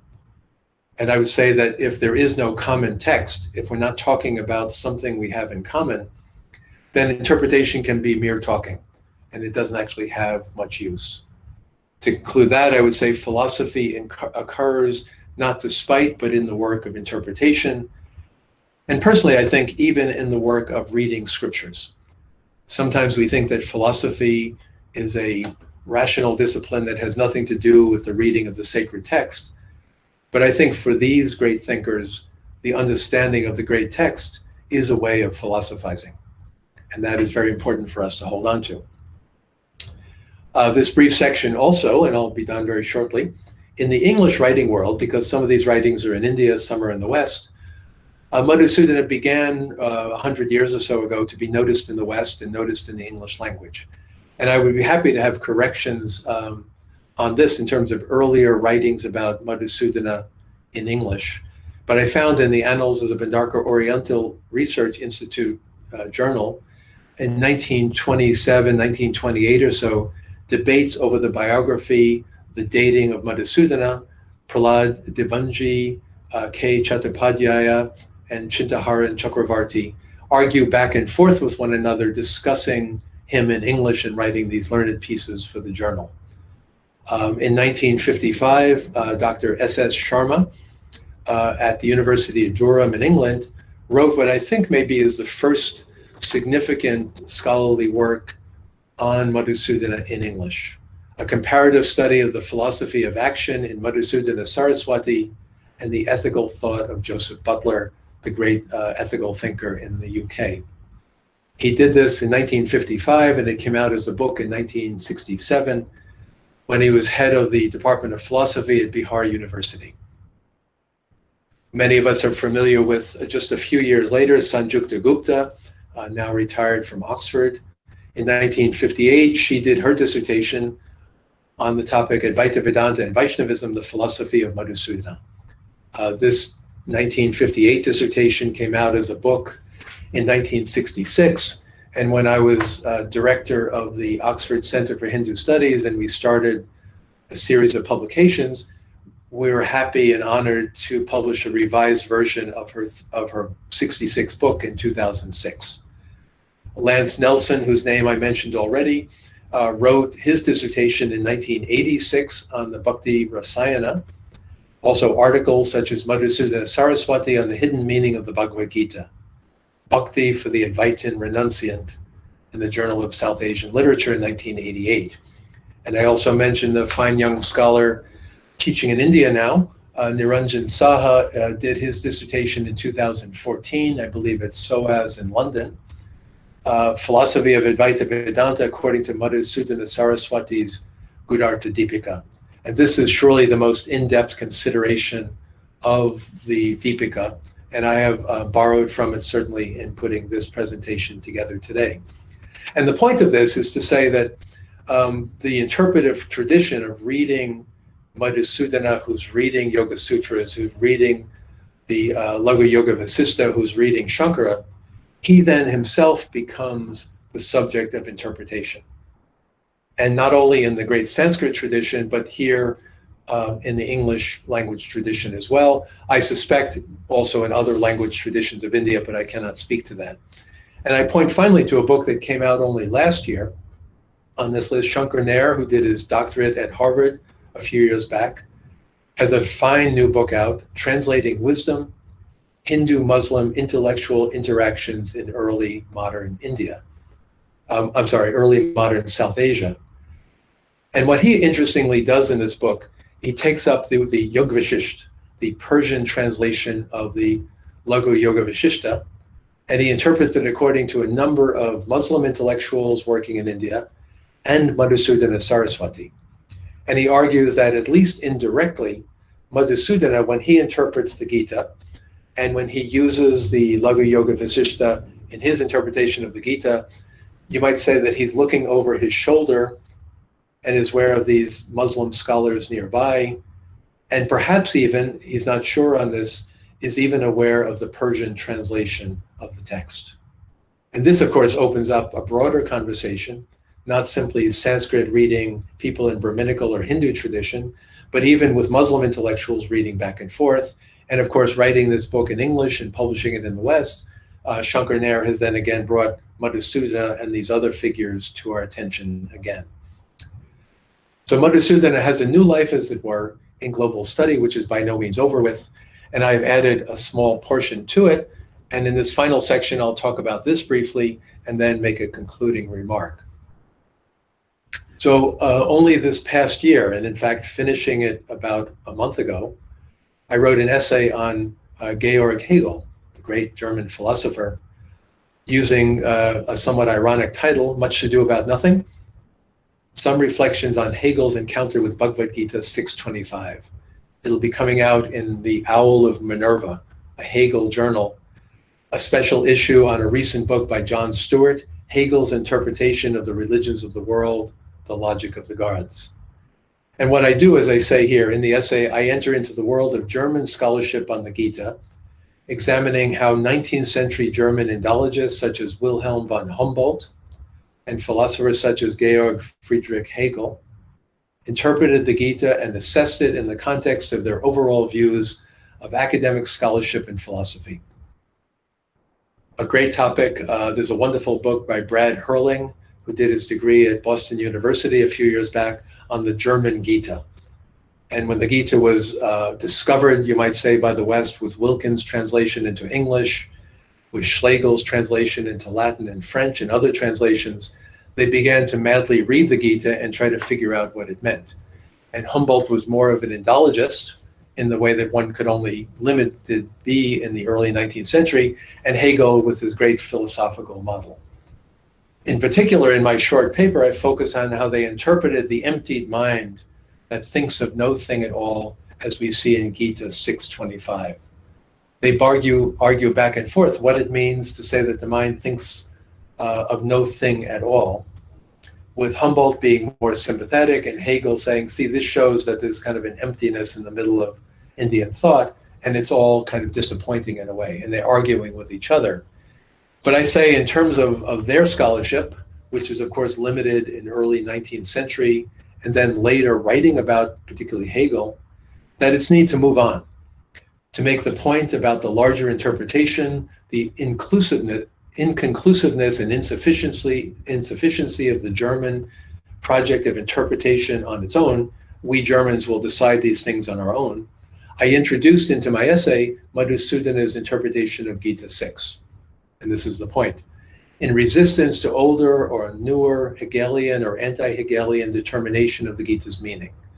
So I now, in my own way, for other purposes, bring everything I've said about Madhusudana and his reading of chapter 6 of the Gita, here with a focus on 625, into my argument about German Indology, Orientalism, how scholars, philosophers, and Indologists in the West need to open up and learn from the East.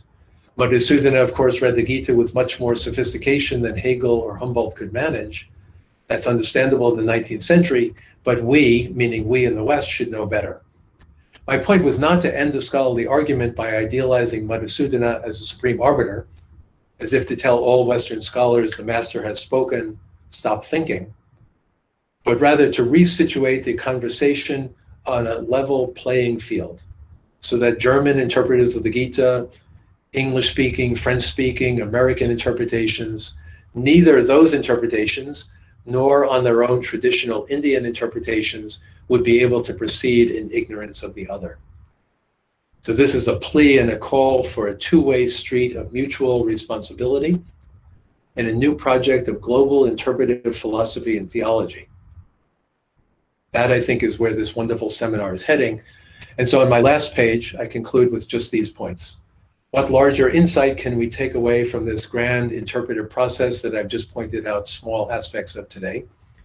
In light of this seminar's theme, Interpretation in Indian Philosophy, New Perspectives and Paradigms, I am suggesting that as the interpretive process surely continues with no end in sight, we can and should intentionally widen the frame of the conversation. Reading the Gita itself is not enough for the scholar, religious intellectual. For pious devotees, of course it's enough. But for the intellectual, the scholar, it is not enough. Nor is reading only Western scholarship about the Gita or only traditional scholarship about the Gita. Those two are not enough. Rather, we do well to read both older and more recent interpretive work done by Indian and Western scholars, and to read these works together, as I tried to do in my essay, reading Hegel, reading Humboldt, reading Madhusudana, all in one little article, cultivating mutual respect, despite the many factors that militate against such conversations happening at all. And here what I mean is that there is so many scholars today who don't take seriously the indigenous interpreters, or take them seriously only by lip service, but don't actually read Madhusudana and so on. And there are scholars who write off the Brahminical tradition, saying it's all text, it's all books, it's all hierarchical, and don't even want to read such things. I'm against that by saying we need to have a conversation among equals of the scholars of India, such as in Khalidi, and the scholars in the West, such as Oxford, Harvard, and many other places. In a sense, we need to learn to be post-colonial, returning to the sources anew with respect and a disposition to learn from the sources and from one another on a global scale. And with that note, I will stop and hope that I made some sense in my presentation. Thank you very much for listening to my words today.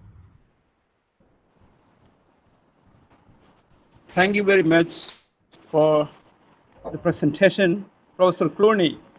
We have the doubts raised from Professor Chandrika, who is retiring this month.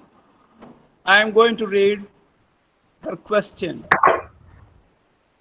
Can you explain what you feel about the major difference between East and West in the approach of philosophy? Number one. Am I audible? Yes. Clear, sir? Yes. Yeah. Second, by Muthulakshmi, professor and head of the department. Can you explain something about the dialogue between Madhusudana and Muslim intellectuals? Number three, raised by myself, parallel to the Muthulakshmi's question.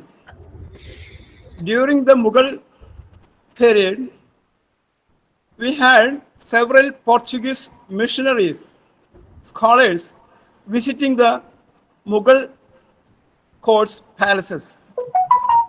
There was intense interactions, both academic and cultural, religious also. Can we find out some dialogue between Madhusudana and the Christian intellectuals? Okay. Okay. This starts Professor Clooney. Okay. Thank you for those three very good and interesting questions. To Dr. Chandrika, I would say, what are major differences between philosophy in the West and philosophy in India? I think I would say that to understand this, the first thing to say is that what is often considered philosophy in the West today, namely the analytic tradition that one sees in many universities in the West, and it's very analytic, very much about language and grammar, is actually an anomaly and a fairly recent development in the history of philosophy. I am not the expert on philosophy per se, but much of traditional philosophy is in more the continental tradition that Hans-Georg Gadamer interprets, that goes back all the way to Plato and Aristotle, and also includes the religious philosophers of the Christian Middle Ages, such as Anselm, Thomas Aquinas, and other such figures. And I think, therefore, there's a very rich and diverse philosophical tradition in the West that is not inimical to religion or not putting religion at a distance.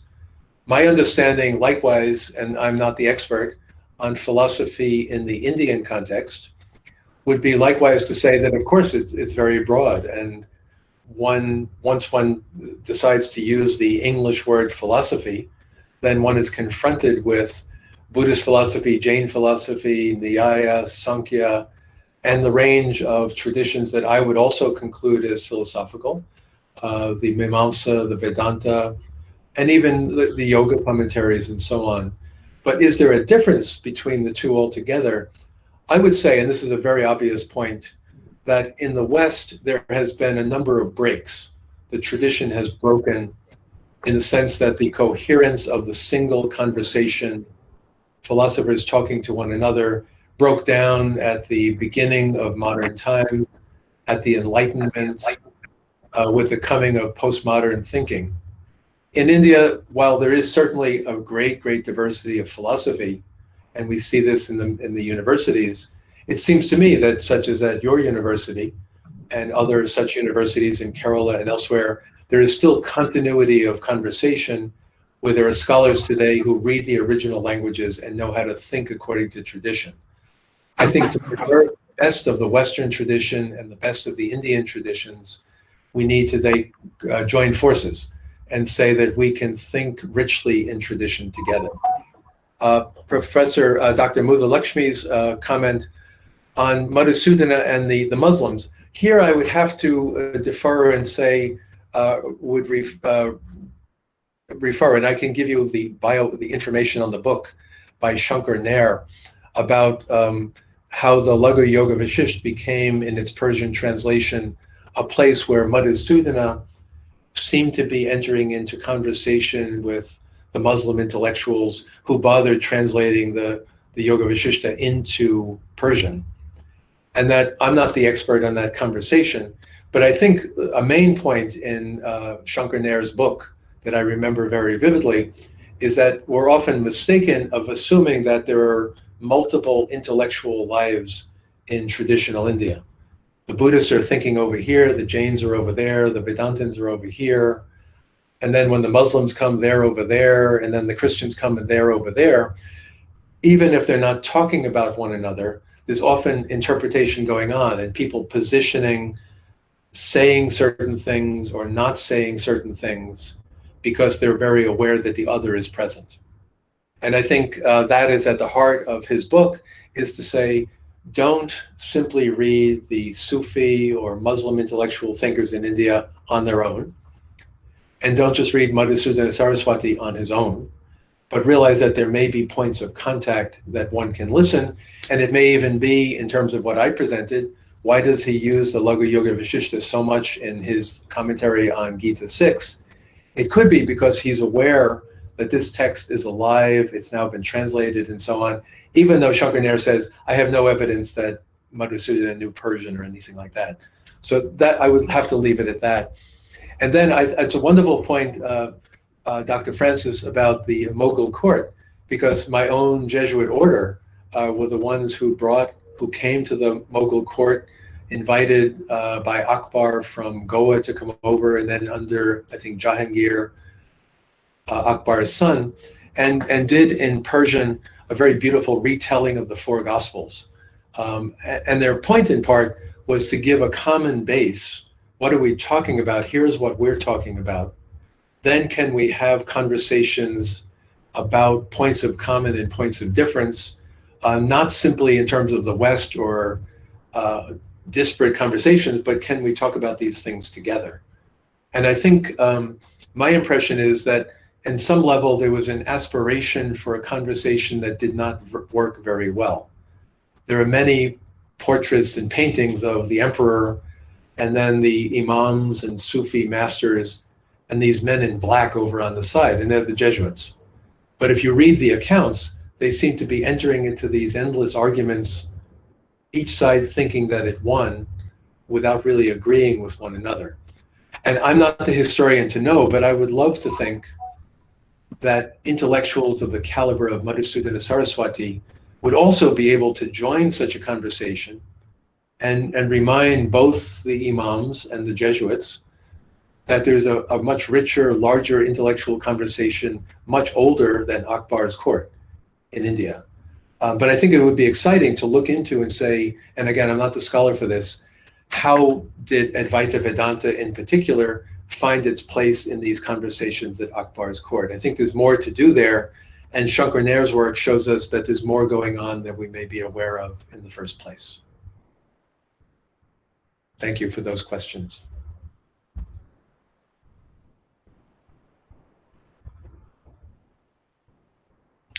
Dr. Francis? Yeah. We have one more question. That's from Dr. Lakshmi Shankar. You mentioned in your presentation that it is by nature a synthetic text, inclusive of ideals and terminology of many systems of thought, Sankhya, Buddhism, Vedanta, Yoga, Bhakti, etc. Unquote. Is Gita an eclectically designed text? If so, how the contradictory ideas like Advaita, Sankhya, and Buddhism were integrated into the Gita? So that is a very large and difficult question to deal with. I would preface it by saying that obviously there are different ways of interpreting a text like the Bhagavad Gita, just as in my own tradition, there are different ways of interpreting the Gospel according to John. From the inside, these are texts of faith. And in the Gospel of John, Jesus speaks. End of story. And for many, I think, and quite legitimately in terms of the faith, you can say in the Bhagavad Gita, Krishna teaches. End of story. But I think when we read it, not merely from the outside, but looking at it analytically, we can see that all these texts, including John and so on, but the Gita seem to be aiming at combining many different elements and bringing in the knowledge of the day and knowledge of these different traditions that I mentioned in order to make a concerted argument about knowledge, about duty, karma yoga, how knowledge and karma yoga relate to bhakti, how Krishna is an explaining reality for the entire world, and so on. However, I think any of the good commentators are faced with the act, almost not every shloka, but many shlokas are puzzling. Why does Krishna say this? Why does he say that? Isn't he just repeating what he said a few shlokas earlier? Do we really need everything in chapter 4 if we have everything in chapter 3? Chapter 5 mentions yoga at the end. Do we really need so much on yoga in chapter 6? And so on and so on. And I think this is where, again, most notably, because it's my favorite of the Advaita commentaries on the Gita, Madhusudana Saraswati, in what in English is a 1,000-page translation by Swami Gambhirananda, takes up the challenge of saying everything in the Gita belongs where it is.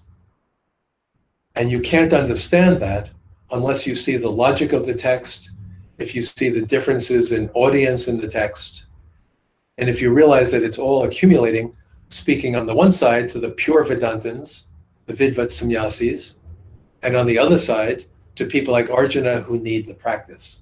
And so I think it's a synthetic text, not a merely eclectic text as if it was a grab bag, but all the pieces are there. And for a great interpreter like Madhusudana, it all comes together. But to show that, and this is my point, he has to draw not only on yoga, but extraordinarily on the Yoga Sutras at great length. And to understand that contribution, he draws on the Loga Yoga Vasishta at great length.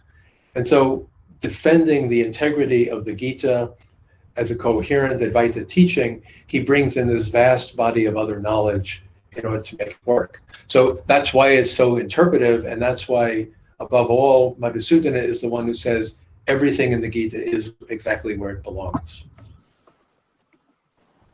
Thank you very much.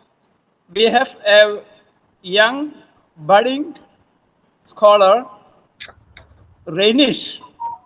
1 minute allotted for Renish. Over to Renish. Thank you, sir, for this very beautiful talk, especially the insight you have given for the relevance of interpretation, specifying Madhusudana Saraswati's interpretation, one of the main interpreter in Indian tradition, one who stands out. Here I want to raise some concerns regarding the interpretation in general. We see in your interpretation, when in your paper, Madhusudana Saraswati, he makes an attempt to incorporate one of the rich tradition, that is the yoga tradition, to Advaitic tradition. And that is fantastic. Now we see that, But when he makes this attempt, it becomes meaningful and it becomes a big contribution for the Advaitic tradition.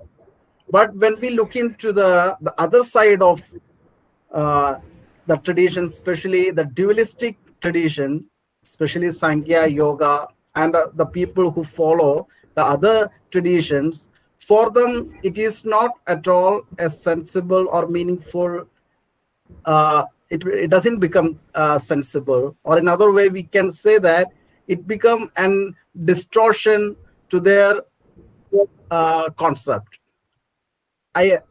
For those people, this interpretation becomes a distortion of their main concept, of their foundational principles are distorted.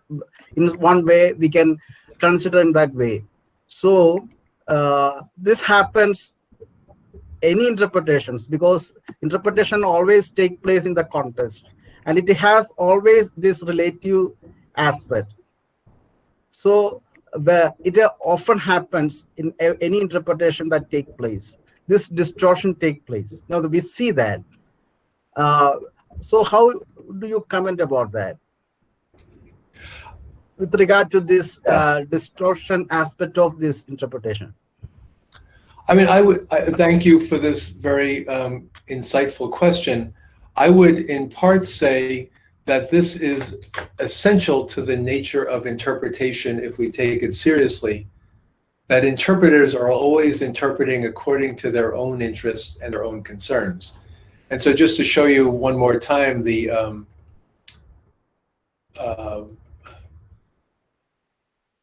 back to Hans-Georg Gadamer, what he's saying here, it is necessary to keep one's gaze fixed on the thing that is being interpreted throughout it, because a person who is trying to understand the text is always projecting.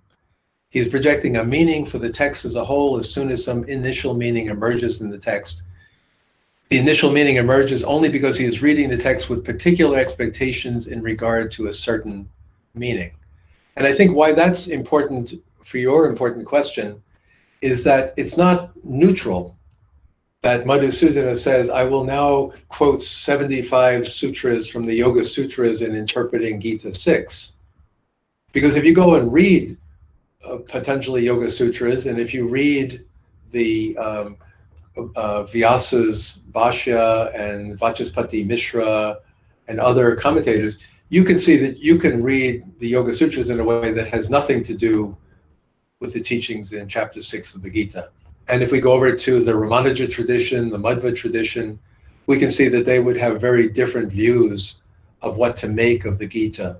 And I think, therefore, as an interpreter, Madhusudana, in my view, is not simply a neutral master who is simply totally impartially giving the meaning of the text, but he is an Advaitin, and he wants this to work in terms of the tradition of Sankaracharya, and he uses everything available, even Vaishnavism, to make it work. But then, as you correctly point out, Rinesh, that will be objectionable to the Yogins and the Buddhists and to the Sree Vaishnavas and to the Madhva Vaishnavas and so on like that, because that's where argument comes in. And I think it can become hopeless if we say, therefore, we will never talk to one another again. But rather, the point is, we're reading the Gita together, and then your interpretation, my interpretation, we begin to argue about the details. And that's what I'm hoping, even with East and West, we would be able to do. I hope that helps. Yeah. Now we have the ensuing vote of thanks by Professor Sheba S. Over to Sheba. Thank you, sir. Good evening, one and all. Honorable Vice Chancellor, Professor Dharmaraj Adad, sir, respected resource persons, distinguished professors, scholars, and my dear students, namaste to one and all. It is my pleasure and privilege to express vote of thanks to this prestigious academic event. The two-day international webinar on interpretation in Indian philosophy, changing perspectives and paradigms. First of all, on behalf of the Department of Vedanta and on behalf of the Adayar Library and Research Center, Chennai, I express a hearty vote of thanks to Honorable Vice Chancellor Dharmarajan Sir for inaugurating this two-day international webinar. Thank you very much, sir, for your inspiring inaugural speech. I'd like to express our deep sense of gratitude to Mr. Tim Boyd, the International President of Theosophical Society, Chennai, for his felicitation address. Thank you, sir, for your kind words. Next, I would like to propose vote of thanks to the learned Professor Vasudha Narayanan for delivering the opening keynote address. Thank you, ma'am, for your elaborate explanation of Sharira Shariri Bhava in Ramanuja's philosophy. Convey our sense of gratitude to the eminent Professor Francis Clooney for the special keynote address. Thank you, sir, for the excellent explanation of Madhusudana Saraswati's Gita Gudhartha Deepika. My sincere thanks to our beloved HOD, Dr. K. Muthulakshmi, for welcoming the gathering. Thank you, ma'am. I express my sincere thanks to Professor A.P. Francis for brilliantly moderating today's session. I express our sincere thanks to the whole IT team of our university and our graphic designer for their technical support. Let me take this opportunity to convey our loving regards and our heartfelt gratitude to our beloved Chandrika teacher, our former Dean, Faculty of Indian Metaphysics, our former head of the department, and the present director of International School of Sri Shankara Studies, who is retiring from his 36 years of successful teaching career. All the prayers and wishes to our beloved Chandrika teacher. Thank you. Thank you very much. Thank you, teacher. We will meet tomorrow for the session 2, 24 April 2021, in the Google Meet at Indian Standard Time, 5 p.m. Hearty welcome. Thank you. Thank you, each and everyone. Once again, thanks and all. Thank you. Thank you. Thank you. Thank you very much. All of us will meet at 5 p.m.